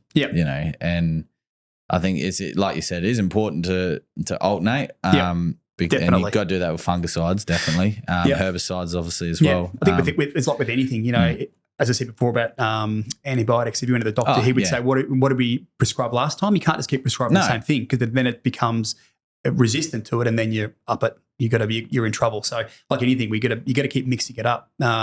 Particularly something that's effective, like not fertilizers, because that's a different scenario. Different but chemistry, definitely with chemical controlling things, whether it be disease or insects, you got to keep varying it. Otherwise, you'll end up the product you do have will become weak and useless, and then the best product you've got's gone. So that's been the Achilles heel for turf in the last 80 years, because every time a new product comes out, the last product's been no good. So the new product comes out, we all jump on that new product and we use it like it's the best thing ever. And eventually in 3 years' time, it's not as effective anymore. It's because we should have used it once and maybe went back to the old one and had to go at that one and then gone back to the new one and then the old two before that, because the stuff that's being immune to the new product may not be immune to the other one. So you've got to keep varying it up. But if you keep using the same thing, eventually it won't work, and then you're up against it. I think these days as well, and not to 100% contradict what you just said, because that's 100%, I agree with that. I fully agree with, and I say it all the time, if someone's got brown patch, and I'm like, you can use this, but then please don't use it again and again and again. Else, I think you touched on it outside with Clint, or it even might have been the podcast you did with him about the companies now and the research facilities and what they're able to do and the research that they're able to do. So they believe, that chlorantraniliprole, which is what Celiprim is, doesn't build resistance from insects. They've got $380 billion more than I do. I'm sure the research they've done proves that, but I still think it's important to switch it up. I also think that you should always only use it within the label requirements. So, for example, do not do it 10 kilos per 100 squares, for example. If it works on the label rate, don't think it's twice the label rate's going to be better. It's not the way. Actually, sometimes it works the opposite way. What does Clint say? More doesn't always mean more better. That's right. That's right. Exactly right. So it's one of those things where I think it's in everyone's best interest if you're using a Celiprim to vary it up a little bit, because you don't want to lose that chemical that you've got. Absolutely. And it's in Celiprim's the manufacturer's best interest for them to have to mix it up as well, because eventually their product will become obsolete. I can name 10 chemicals out there that were awesome, and then no one uses anymore because we used the shit out of it, and now it's no good. And if we had to vary it up all the time, we'd still have that product available, but we don't, because it doesn't work anymore. So we've lost it. So that's where we got to, you always need to be careful on how that works and not getting ahead of it and using the same product all the time, because eventually it will stop. And then if it's your best product, you've only got then your second best product to go to, and then you wish you had your first one, which may not be as friendly to the human, and it may not be more friendly to the environment. You know, and like you said, I remember when Acelepryn first came out, I did not know how to pronounce it at all. And people today still don't know how to pronounce it, and I can always tell on the phone when someone's going to ask for Acelepryn. Yeah, he's not sure. It's a weird one. Try and spell it. Acelepryn. That one. Great product, and use it within moderation. So for me and my old man's place, we live 5 to 8 minutes away. Like, it's not very far at all. So I know that I only have to do one application in 12 months. Because we don't get any pests on the label during the winter time. So I know the perfect time to apply in my area, and I think that's important. And I stick to the label rate. Like, I'm not one of those people. I work here. I can just, this stuff still costs a lot of money. You know what I mean? And it is an investment. And we say that all the time. The products that we sell are an investment. Yeah, they're not, absolutely. and you want them to go as far as physically possible. And, products like, Barricade as well. Spartan, all those, Acelepryn, there's also a lot of other products that we sell that you just got to use them within moderation. I spoke about this a couple of weeks ago in our email, like liquid iron, right? Beautiful. But you overdo it, does the opposite. Like you said, more it doesn't equal more better. No, that's right. And you said moderation, and it's really important that people don't get carried away with what they're putting out, thinking, I've done it now, that's a great result, I'll put more of it out, because it costs you money, obviously, but also, as I said before, you're going to ruin its effectiveness, and then time to come you won't have it again. So, and it is following the label rates, because it's in the company has spent millions and millions on research, on research, and it's not just a 2-year job. They've been at it for many, many years to get the exact number, and it's in their best interest to get it right. They don't go, oh, look, just whatever, put a bit out. They're telling you it's 20 mil per 100, then it's 20 mil per 100. And don't go, I'll do a 10 mil now and we'll see how we go, because all that does is then, again, like the antibiotics thing, if your doctor says it's 1 tablet a day for 14 days, don't do it for 3 days and stop. That's not how it works. If it says 10 days or 20 mil every 2 months, then do 20 mil every 2 months. Don't do 10 mil and then I'll wait a while, because then that just, you're feeding that the insect, if that's what you're chasing, has a chance to be able to become resistant to it, and then you're up against it again. Follow the label rate, because it's really important. That's the stuff that makes it right. They've done their testing to get the best result, and that's why it's on the label. Yeah. And it may be boring, and I'm a fiend for reading labels. I love it. I think it's great. There's so much valuable information within the label. The SDS as well. Not many people, some people may not even know what an SDS is, but, on the Lawnhub website, each chemical has, all of our products actually, except for our merch, of course. There's no SDS or label for our merch. But, I always encourage people to read the label by law before using it. You have to. But the SDS is also, there's a lot of interesting information in there as well. Yeah, absolutely. And it is important too, because the product, whether it be particularly like a fungicide more than most, but it tells you where to place it. Just because you're spraying it doesn't mean you fix the answer. Nozzle selection. All that stuff. Droplet size, nozzle selection, whether they need to water it in, whether they need to just water off the leaf, whether it needs to be drenched into the soil, whether it should be placed into the top inch of soil, whatever it is, you are wasting your money if you don't follow the label rate. If you put out an insecticide, spray it on the leaf, don't water it in, wait for 3 days, then you've wasted your money. If you're after a grub, because it's at the top, it's not going to get to it. So if you're after a disease, it's a root-borne disease or a leaf disease, you need to know where to place that, rather than just putting it out and hoping that's the answer, because you just wasted your money. Yeah, and I mean, I'm not going to harp on it too much, but there was a guy on Facebook within the last 2 months. So that'll skew with people if they want to chase me for what I'm talking about now. But this person jumped up and down and said product that they were sold did not work. Impossible. If you follow the label directions, there's no possible way that this product, if that's what you're chasing, could not have worked. Yeah, exactly. Like it's and people cut your lawn today and they put a broadleaf out, and you've lost all your leaf to put the broadleaf on, or if you put the broadleaf out today and you cut your lawn tomorrow, then you've lost all the leaf that the broadleaf was on. There's all those scenarios. You got to follow the labels for that reason, and that's it's really it's the instruction book on how to do it. And if you're not reading the instructions, you just flying blind. Blind leading the blind. Yeah. Yep. So, and that you don't have to be a rocket scientist really at the end of the day, and there's more information in those booklets than there are on Facebook pages. I can tell you that for free. Absolutely. So, there was another one here that said, what was your favourite lawn variety? I think, well, for me, it's obviously Cooch, and I think Santa Ana, particularly down here, Santa Ana is amazing because it's readily available. Yep. We've all used it. Most people have it. It's an awesome grass, and it can see that, but there's very little downside to it, and it's hardy. No grass is drought resistant. If you stop watering it, it'll go yellow and brown, and that'll be the end of it. But you water, it'll come back. Whereas you put a ryegrass out, it can look amazing, but you've got to be at it all the time. Mm-hmm. If you lived in Tasmania, then you go fescue and go ryegrass. It's incredible because fescue lawns are amazing, but a lot of work. And ryegrass in Adelaide is a little bit irresponsible because you have to water it constantly to get it to survive. So even though Cooch will die as well, but Cooch grass will hold on and it will come back when you water it. When ryegrass goes brown and dies, it doesn't come back. That's the end of that. Done. Start again. We'll have to reseed it, and then or it goes clumpy and looks terrible. So definitely Cooch. I think Santa Ana. I also think, I know I heard you guys talking about some other variations a while ago. I know wintergreen is really strong up in Queensland. I think wintergreen is also an incredible grass. It's probably less laboursome compared to Santa Ana because Santa Ana can be quite thatchy. Yep.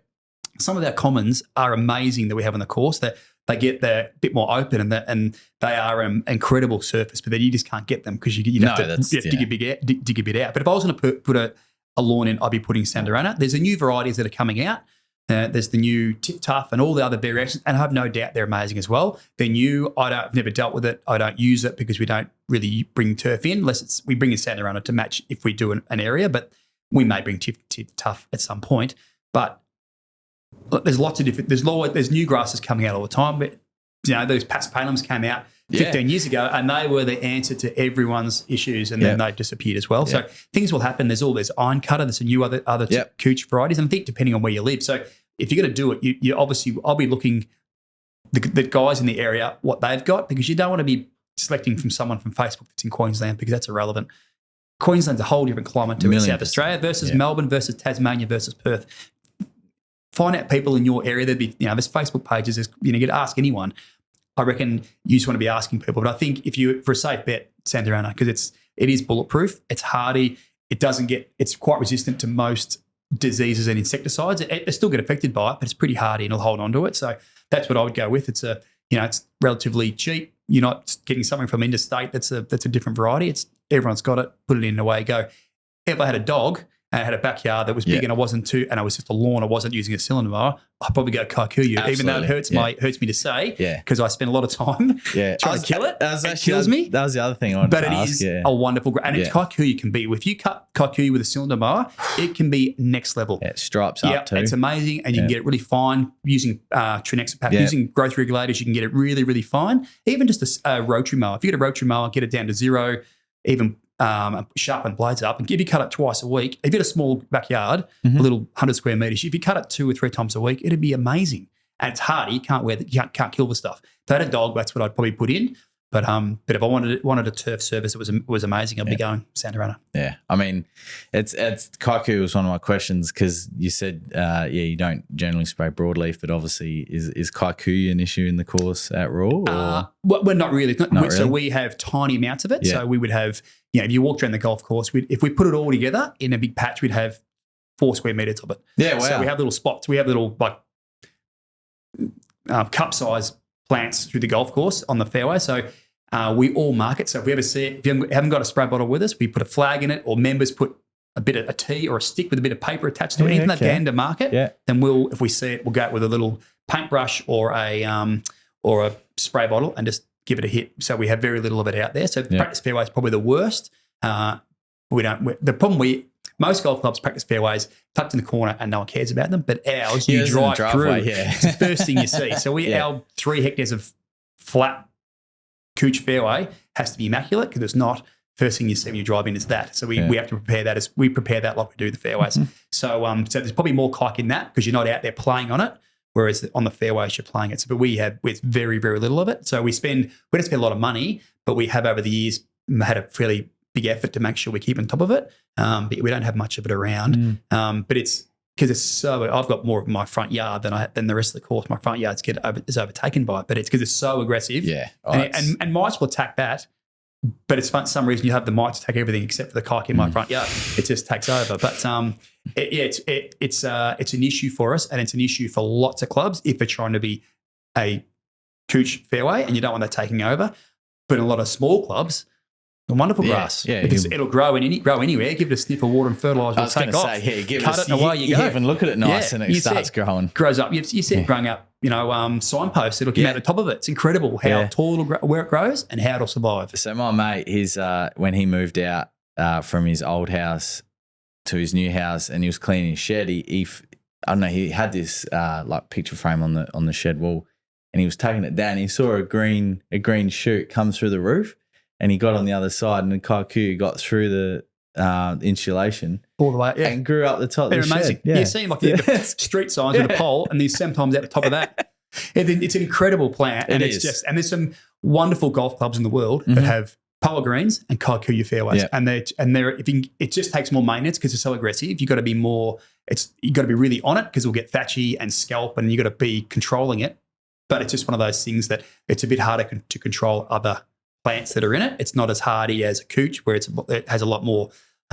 It's hardier with some of the chemicals you can put on to control the plant, other weeds. But we don't have a huge amount. Luckily, there's other clubs that have lots of it that spend a lot of time, and over the years spend a lot of time on chemicals like Drive and Monument, all these different mixes and rates to try and 2 or 3 apps to try and reduce it and get it to a small size to be able to then spray it. And so we go with mixes and just paint it and knock it over. Yeah, no, that's cool. It's this kind of stuff intrigues me, and people laugh at me, and my missus is like, you're a unique human. But like I said to you before the podcast, I do trials at home, and I've tried kike suppression in my front yard.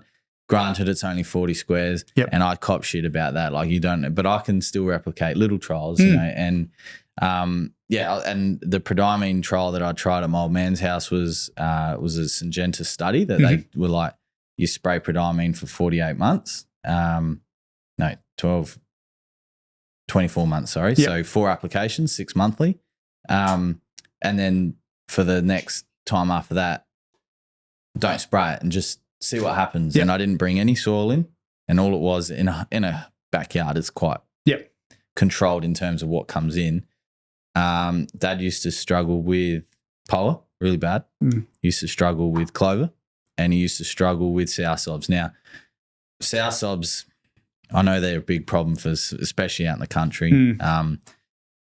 But that, so what would have been my 5th application, didn't do. Yep. Nothing came up. Not a single weed, not a single poa plant, not a single clover plant. And I was like, it's pretty cool to, to do something, because he gets smashed big, like as you're talking about, when you don't suppress it or regulate it, it gets big quickly. And, I think the first year it was maybe 80%. Next 6 monthly was 95%. And then, 100%. It was, look, there could have been little plants, but I didn't notice them.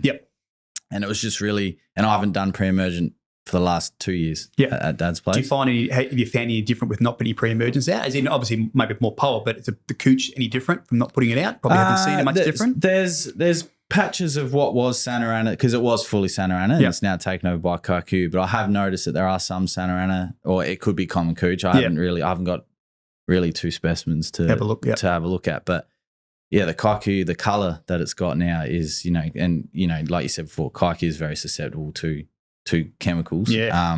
Especially the first time you apply Tronex pack. Oh my God. I remember I sprayed it, and 24 hours later, Mum rang me and she's like, the lawn's grey. You've killed it. And I'm like, just give it a minute. Just hold on. And I think that was about 3 years ago.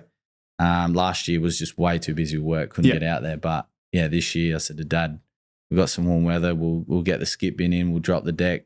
The plan is to cut the kike and the Tahoma all at the same height.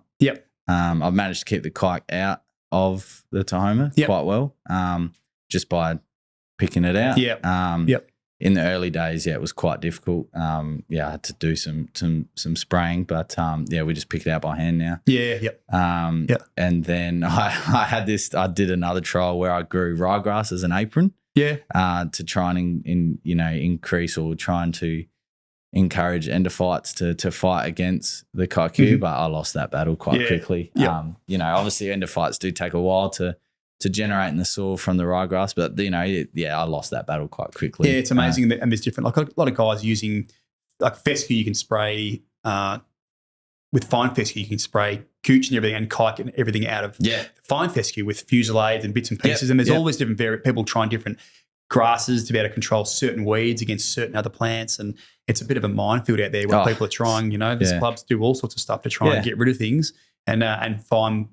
It's difficult for us because in SA we have to follow in what we do. We have to follow labour rate. We can't dabble in ag or other stuff. Victoria, do what you want. These guys can spray. I don't know how they get away, but in Victoria they can do what they like, and they spray all ag products and random stuff and have great results. And they say, "Why don't you try this?" I said, "Because I'm in SA. I can only use if it's not my label. I can't use it." And obviously there's certain labels that say you need to keep a 2-year record of this. All that stuff, and it's because one day someone will come in and they'll be like, that bottle's half empty. Where'd you spray it? Where's your spray sheet for that? And it's like, because I'm all a big believer in if you don't do the right thing, eventually you'll get Murphy's Law, you'll catch it. Eventually, and I've got many stories in my previous job where that's happened, and you just it's our first immutable law: do the right thing. It's just do the right thing. It'll catch it pretty quick. So we so a lot of clubs do that sort of stuff with different grass varieties, as you're saying. Plant different grass varieties to try and help out keeping another variety out. So there's some guys, particularly in the eastern states, that do some of that stuff to help control power or kikuyu or cooch encroachment into greens and that sort of stuff. So that becomes a big issue. The Sandy Creek Golf Club, where I'm a member at, they started using Pilex in the green, and they've all the cooch and cooch and kikuyu's gone. It's incredible. Because with the water pro side of this business, I deal with them, irrigation wise. They told me a couple months ago, we put that Pilex out, and I went through, didn't play that Saturday, went through the next Saturday, and it was all white. It's incredible. That colour was stable. It's like sometimes you don't realise how much cooch is in there, and you spray it. It's like, 100%. Wow. Yeah, I was like, okay, I didn't know that. There was one green in particular. The last 24 months for them has been massive. Their focus has been greens and fairway presentation. And they did a Pilex application. I didn't even know it was cooch. And they lost that part of the green. Yeah, it was cooch. Yeah, because you can get cooch, because we have a bit of it, and you can, when you get it prepped up, especially Sandarano, you can't tell the difference. No. Looks like bent grass. Yeah. You spray it, you realise. Especially when it's been rolled over, so many times. Like, but within 3 weeks, the bent started coming back, and as you know, when bent's in prime growing conditions, it'll grow, it'll keep up with everything. Yeah, we have it compete with cooch, and we can't get rid of it. We try and spray everything on it. It won't. We can't knock it out of our cooch. We've tried every chemical. Yeah. We can't control it. So it's just a rogue bent that's taken off out there. That's probably been there for 40 years. We cannot control it. And you put it on a green, the thing would die on us. But it's one of those things. That's Murphy's Law. Yeah, it's never ending. But the new chemicals that have come out are incredible. That makes our job easier. And things like cooch encroachment's a big issue for golf clubs, and that's the new Pilex is out, and there'll be some. I'm sure there'll be other ones that are coming out. But it's not the silver bullet, but it's because we have lost some chemicals over the years that have disappeared, and these ones now we're getting some new chemicals to fill holes, and that Pilex is one of them. Does a great result on cooch. It's not cheap, but it is what it is, and you got to work out how you want to use it, and whether you do it progressively or however you go it. And there's other ones like Power Cure for power and green, which is very, very expensive. Yes. But the results on that, results we've had, are worth every cent. Yeah. So the results you get from it, but it becomes unachievable for a lot of clubs because it's not just whatever the result you get, you just physically couldn't afford it. But it's and that will change. There'll be other chemicals, no doubt, that will come out that will match that will be a tenth the price, and then people will be able to use it. So it's good that there is new chemicals coming out.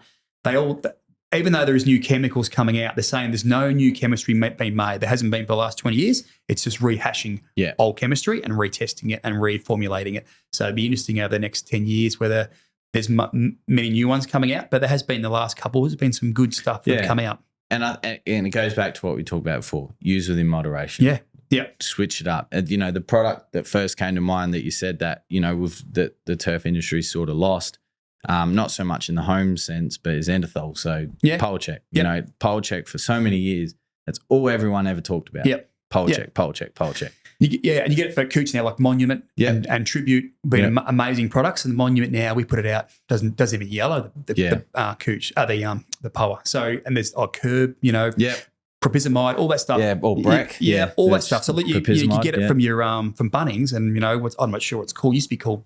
I don't know, you can still get it. Anyway, you put it out, people would say, oh, what, have you tried this product from? I'm like, yeah, well, we've been using it for years, but it doesn't do anything. It doesn't touch it. So we're like, well, that's the problem with all that stuff. When it came out, because that was the only thing that was available, so you use that for 3 years, and then it wasn't as good. Then Monument came out, so we all jumped on that, use that for 4 or 5 years, and then it reduces effectively. And then you go Tribute, and it was awesome. And then, but if we had to use Monument once, then went back to Curb or whatever, we had it rotated, but we didn't go back to Curb because Curb didn't work. So we went to the one that stuck with that. So things like PowerCure that's come out, people are really cautious of that. I'm really cautious of it. We've had great results. I'm going to shelve that now for the next 3 years or 4 years. Back onto other stuff. Keep ticking along until we get to the point where we've got the threshold is we can't deal with it anymore. Let's have another go. But it's just, if we put it out for the next 3 years, the greens would be clean, they'd be awesome. But eventually I've lost that product. So then I'm back to having power coming in. Then when you know, people looking at resurfacing greens to get rid of power, we haven't. And some of our greens is 40 years old because we don't feel like we don't need to, because we're able to keep that power at bay. So we just want to make sure we keep that product in our pocket and not ruin it by overuse. Yeah, 100%. Yeah, and I think that should hit home with a lot of people at home as well. Like, it's use within moderation. It's so important. And that's not only a responsible thing to do, it's also the right thing to do, because that means, you know, as we all, and if you aren't aware, Royal Adelaide is it's probably the first elitist in Adelaide, I suppose, in terms of membership, and not exclusivity, because if you've got a GA, you can go through the right channels to play golf there.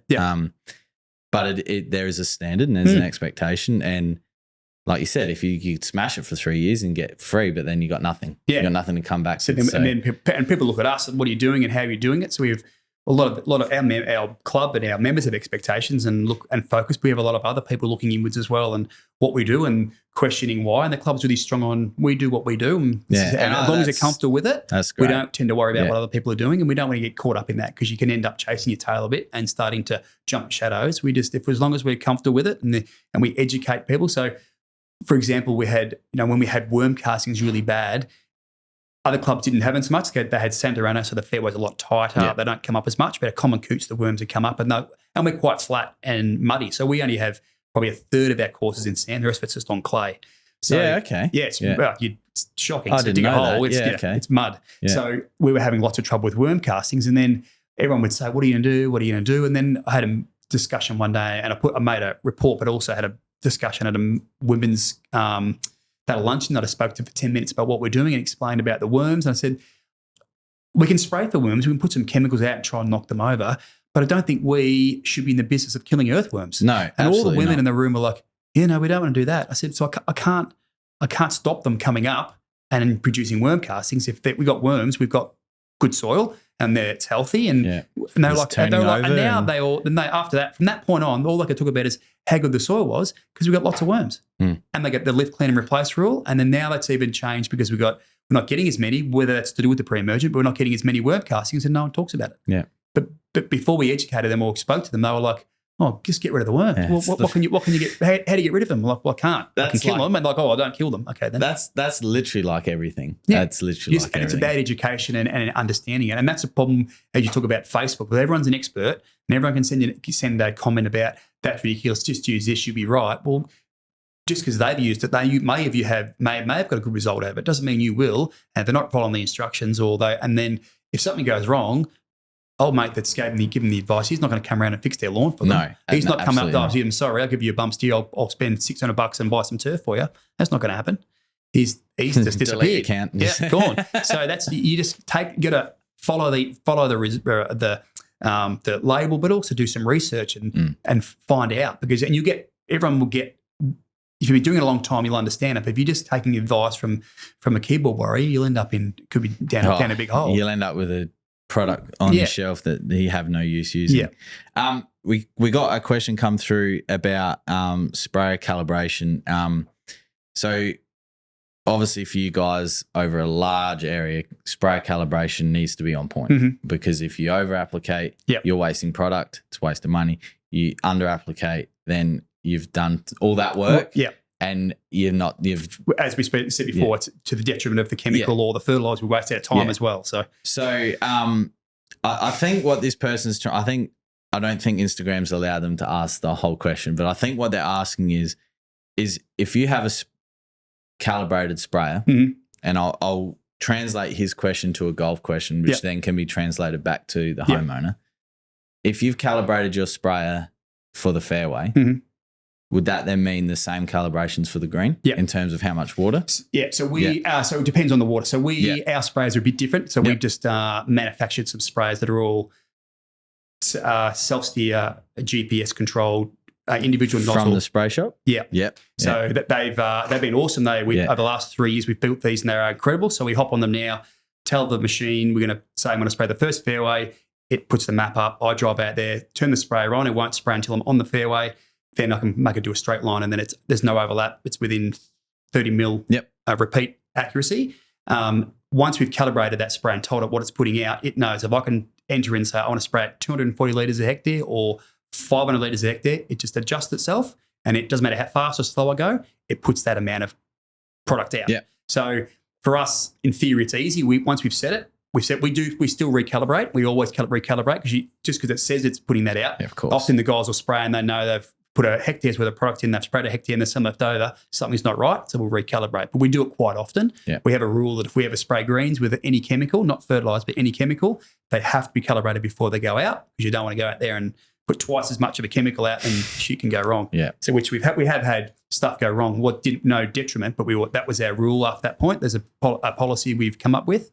But I think, so it depends on what we're putting out. If we're putting out, some products need to go out. For example, if you're putting Endothelin out, it needs to go at something like 125 litres a hectare, which is really, really light amount. Go to the fungicide, sometimes I'll need to be at 600 or 1,000 litres a hectare. So depending on what product you're putting out, we can enter that into the system and the pump will adjust that or the valves will open up or shut, whatever they need to do.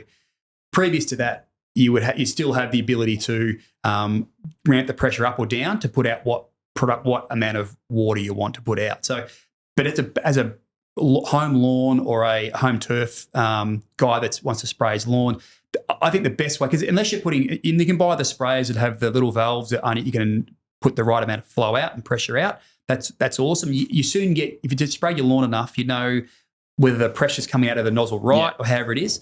But the best way to do it is literally fill your backpack up spray or fill up to a certain level with water, go out and spray it 2 different directions, I reckon, or maybe even 3 different directions, and then see how much water you've put out. And if I've used 3 litres to do 100 square metres, then that's your rate. You've put out 3 litres per 100 square metres, then you know that that's what you need to fill up with the chemical, and that's what you need to do. So there's those ways, and then if you need to put it out a lot more, then do it 3 more times or whatever you need to do. But that's how I would be calibrating my sprayer at home. Would be spray, put some water in it, see how much you've used out of it, and that's what your rate would be.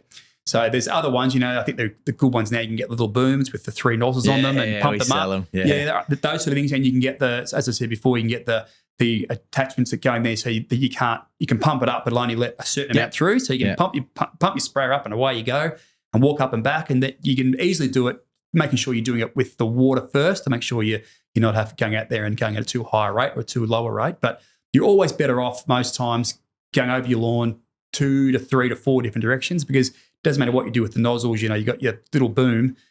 If you go 2 different ways, you're not going to miss any bits. You're going to get better overlap, and you're probably going to get better coverage, because a lot of the chemical, particularly things like mites, you want the plant covered in it. You don't want it just sitting on the top. You want it wrapped around. So that comes down to nozzle size, but nozzle size on little hand booms, probably not that easy. But if you cut the different directions, you're going to get better coverage with that product. So it wraps around the plant and then sits on the plant, or then you can wash it in. So, and it's also things like not calibrating, but working out how much water you're putting out on your lawn and how much water you're putting out for an irrigation cycle.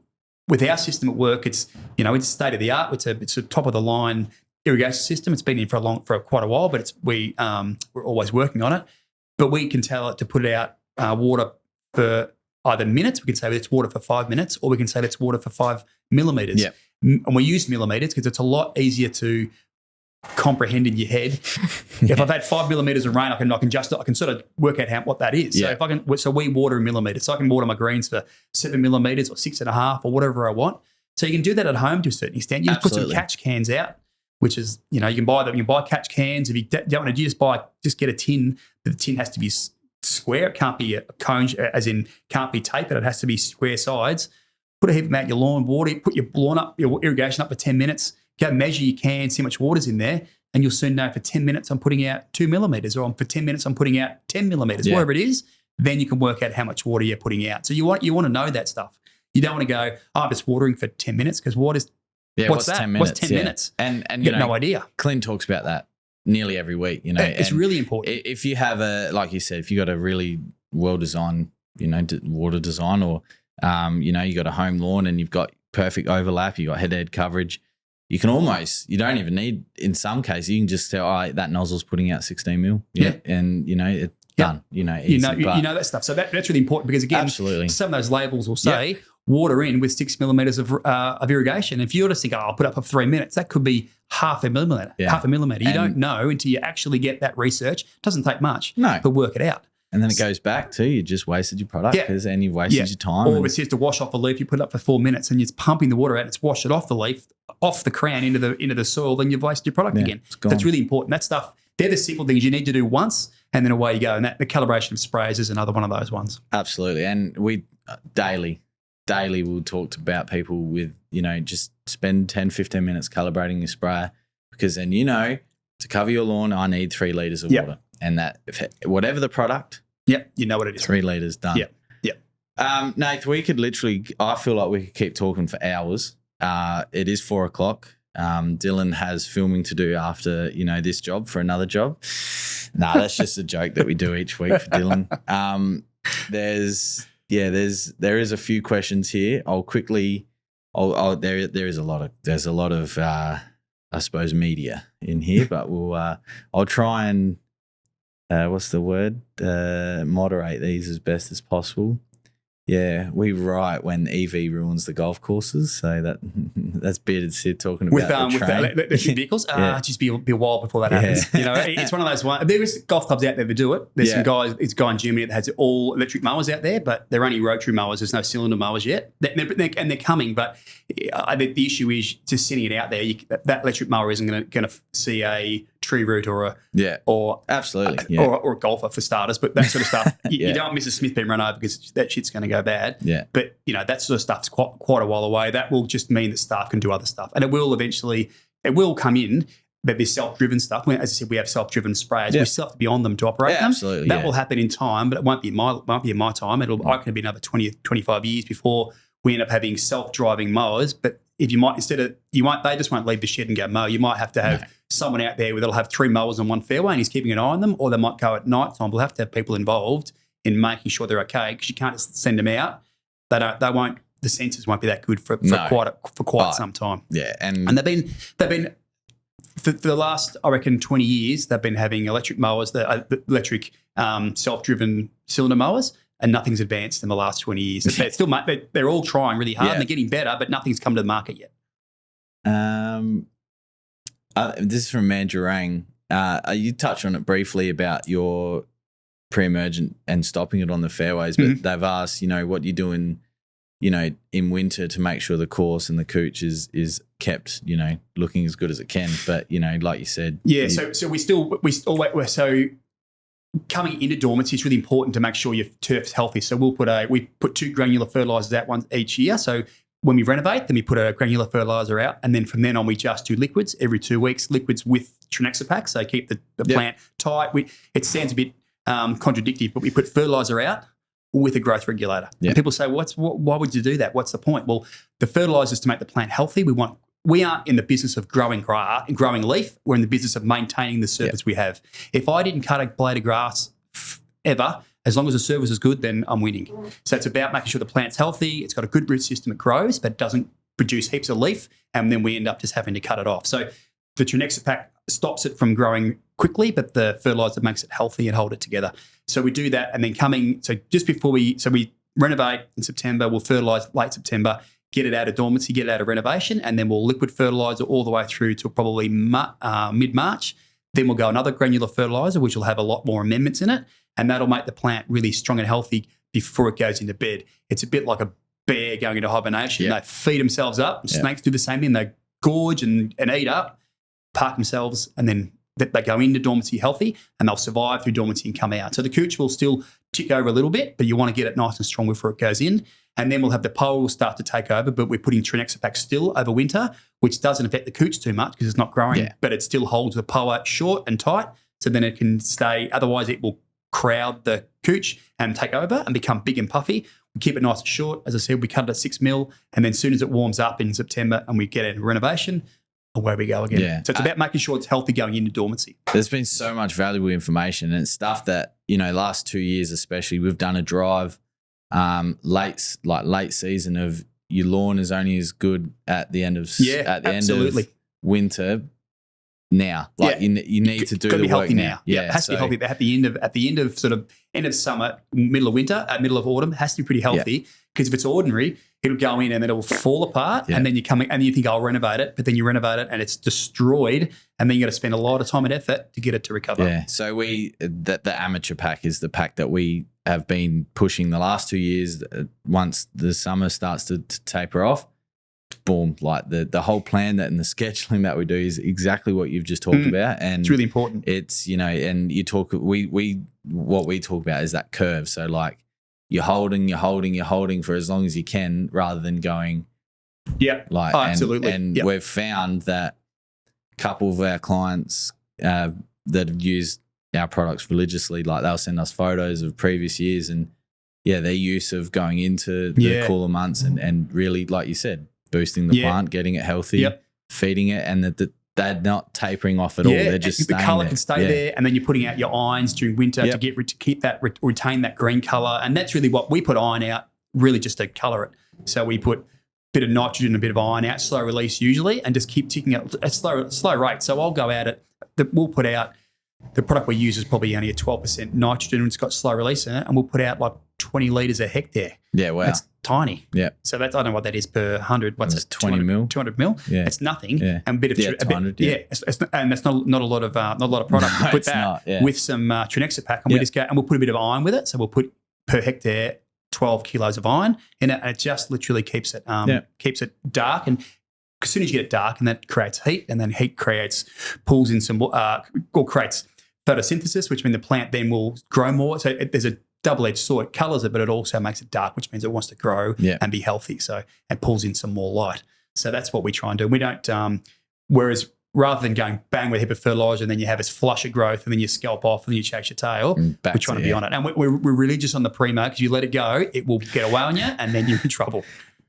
Literally everything that you've said today, we talk about every single day with our customers, with people, with the public, and again, sorry, Dylan, but we're going on tangents. I'm so sorry, but the hype about PGR's growth regulators, Trinexapac, over the last probably 5 years has been again one of those products that the homeowner will just never be able to get unless someone was doing the dodgy on a golf course and said, "Here, hand it out. Here's a water bottle for you." Yeah. But so you cannot let it come out of reg. You cannot let it chase your tail. And sometimes, and so we don't work on, but we have done before, which in theory should work on a thing called growing degree days. And growing degree days, if you've discussed, it's not difficult, but it takes a bit of work, and it's really accurate. But sometimes during summer, if you followed it, I'll be spraying every 7 days, and I just can't. Even though I have good staff numbers and budgets, I couldn't afford to do it every 7 days. So last year we had a issue with. It must have been just after Christmas over those. We had a heap of rain, heap of humidity, and we had a public holiday somewhere where we cut on a Friday and we couldn't cut to the Tuesday. And because it was hot the week before, Trinexapac, instead of lasting this 14 days, it probably lasted 7. We come back and it was like we were renovating again. We were scalping grass off because it literally within 3 days, it just took off. And then we had to lift our heights up. We couldn't keep the same heights for cut. It would become a mess for about 4 weeks till we could control it again, get it back to where we needed it, and then get it back to stop scalping. But that was just one event. So it's sometimes you think, we'll just go out every 3 weeks. It'll be okay. But then you get this ebb and flow of fluctuating growth and then just stops completely and then it fluctuates. It wants to be constant, so it just ticks along. So you need to be on top of those applications. Syngenta have a free GDD sign up now, so that's awesome. That's exactly what I suggest to anyone that's interested. Just there's online calculators that people have made for free, and it's just like just sign up to the Syngenta, and they'll send you an alert. Hey, you're at 80%. Hey, you're at 95%. You need to get it down now. You need to get it out. You know, and it just takes all the hard work out of it, because before I discovered it and I didn't realize that it was actually free. I was like, all right, you got to go to this website. Top level and bottom level is a nightmare. You got to put a number in here, work off 200, 220 around those numbers, and then all right, you got to watch your weather every day, and it was too hard. Exactly. It was way too hard. And it's hard, but for a home guy who's looking after his turf, it's easy enough, because if he's got to spray his lawn, he's got to pop out. It might take him 20 minutes to spray. He can do it, get home from work and do it. For us, it becomes all of a sudden, I've got to find 2 guys for 5 hours in front of golf with no wind to get it done. And all of a sudden there's wind for 3 days in a row, then I'm out. I'm done, then I'm out of my growing degree limit, and then I've sort of been poet, then the Primo's dropped off and it's started to take off. And then, so it becomes a really big balancing act in getting it right. And people think, why don't you spray? Well, I can't spray because it's too windy, or there's golf, or our GPS units have made a big difference because we don't have any foam marker now. But when we have a big event, we couldn't spray in front of the field because you'd have foam drops everywhere. Now there's none of that. It's all clean. So it's changed our ways a little bit. I didn't even think of the foam. The foam, because everyone freaks out about it. What are you doing? I can't find my golf ball because there's white dots everywhere. Because obviously in a home setting, no one, or there would be people that would be using foam, but probably, But you can go whip it out in 10 minutes and be done with it, whereas it takes us 5 hours for 2 guys. You know, we talked about someone using a battery flex, you know, in a home. There'd be people that are using doing foam, you know. Scott DK just quickly asked, do we sell Primo Max? We do, but unfortunately Primo Max has come off the shelf. It's gone through a reformulation. Primo Max 2 is now the product is coming out in the bottles that we sell, because no one would have, or there would be people that buy 5 litres off us, but in terms of our packaging size, that's probably not due till next year. So we don't sell Primo Max currently, but we sell Astro, which that's what we use. So it's Trinexa pack. There's other variations. Trinexa, and it's just a different name and different solvents and stuff, but it would do just as good a job. There's, and again, we could go for hours until we pass out. But you know, there's Clint was saying he was speaking to someone that some people use brand A for their greens, Trinex pack, and brand B for their fairways because of the browning effect, and that's all. But there'll be some of them will have a bit more of a burning effect depending on if it overlap or whatever. But it's just a tinge off, and a lot of people put some iron with it, so you'll hide that. And so whatever brand it is, if you can get Trinexa pack, then get Trinexa pack. It doesn't need to be Primo. There's so many different. We always use the word Primo because that's probably the name. That's it's like a texter. As a kid, it's just it's just a brand that we're all used to, and we use that name. So it's just we all use the word Primo, but it's Trinexa pack. And then when Celiprin's come out of the protected zone now, so there's another company that have replicated it. It's on the APVMA website. So. But we'll forever know it as a Celiprin. And that's great marketing. That's nailed it. So, it's a Trinexa pack is what you just, it doesn't matter if it's Astro or Marvel or Primo or whatever it is. You just got to work out with a label because they're all a bit different, different rates. And sometimes and vary the rate. So we will, we might go out at, for example, we might go at 800 mil during winter. Then the control might be as good. So we might go to 900 or a litre. Then we might go to 1.2. It just varies on the time of year. So we just follow the label rate, and that because the label rate does give a pretty variance, and we start off the lower one and work our way up or down depending on the growth. Someone's just written here, Nate Extreme, where's the bloke with the unusually large head?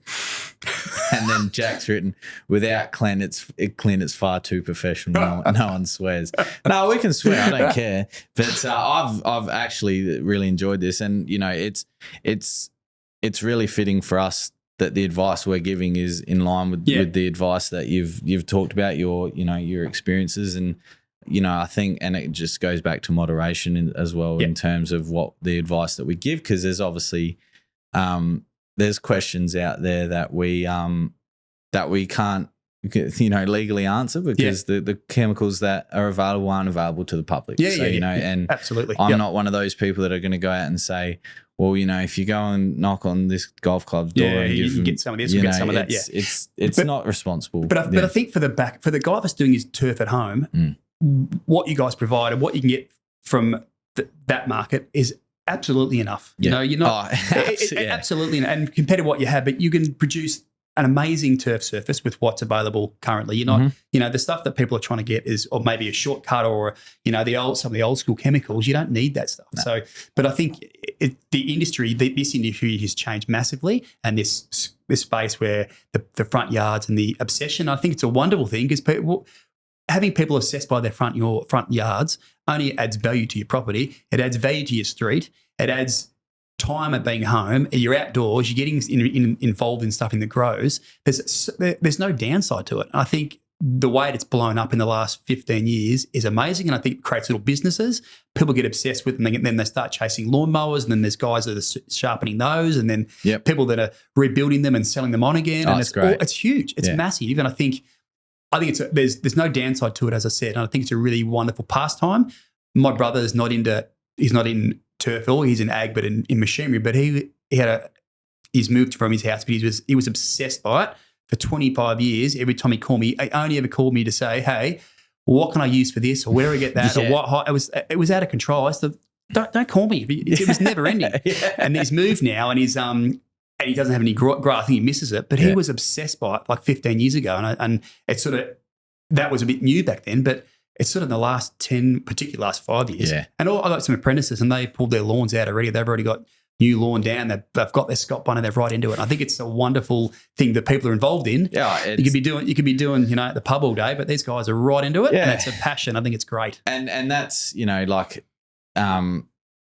so my front yard last week, was it last weekend, Dylan? Yeah, it was last weekend. Was the golf day in my front yard. So in the past, we'd raise money for a certain charity. However, that charity this year told us to get nicked because for their own personal, blue-haired lesbian agendas. So I was quite upset about that, and I was like, I don't want to do it because the whole reason I did it was to raise money for mental health and, to be out in the lawn, have fun with your family, your friends. But then I remembered, why I do it, I get out in the lawn, I'm enjoying it, I'm having fun, proud of it, and I'm proud of it. Like this year was the best it's ever looked. Like I'd put some time into it, and the people that came had fun, and we get prizes and all that sort of stuff. But more importantly, we're there with our friends, our family, and despite all the comments that our ads get about lawns are shit, lawns are a waste of space, blah blah blah. You're never going to beat that. It's more than that to more people, and that's the minority, but the majority. Who enjoy a surface or just a nice area for family, your kids, your dogs, your pets. Yeah, absolutely. And there's a lot of worse things out there that. Oh yeah, you're never going to beat the keyboard warriors, and they probably do it just for something to do. But yeah, I think I think it's awesome to see it, and I love it because it's in my gig and it's my wheelhouse with the turf that we look after. And I love that people want to know what we do because that's what they want to do at their place. And it's cool, and I think people appreciate more the turf, what we do, because they know what the effort it goes into in their front yard. And goes, geez, I've got a small section. These guys do it in 100 times the size. Yeah, absolutely. So 1,000 times the size. So that's I think I love that as well. People really understand what we do. Yeah. So like I said, we keep going for hours, but there was stuff that we didn't talk about, like how people want to get into the industry. Managing staff, like we said out there, more people, more problems. I think if you're willing, definitely have you on a second. Absolutely. I've enjoyed it. There's a lot more to the other side of managing turf and of the business that there's probably people in there that would want to know about as well. Yeah. Thank you so much. No props. We've got some beers for you, some Safe on Buffalo. Safe on Buffalo. Excellent heads on all of them. So, there's, like I said, I could keep talking for hours, and I suppose so could you. But I really appreciate it. I hope whether you listen to it live, listen to it back, or you listen to it 10 years from now, there's a lot of valuable information that Nathan has shared today, and I think there's a lot of take homes for us, and I think the media team will have a lot of time clipping a lot of this information because it was all valuable. I haven't said it in weeks, Dylan. Come on. Come on. But yes, thank you so much to everyone, and congratulations to the winners. Next month's giveaway is a big one. So I know Clint's already spoken about it, but we'll release the finished product very soon. So, all right. Thank you. Have a good weekend. Thanks, mate.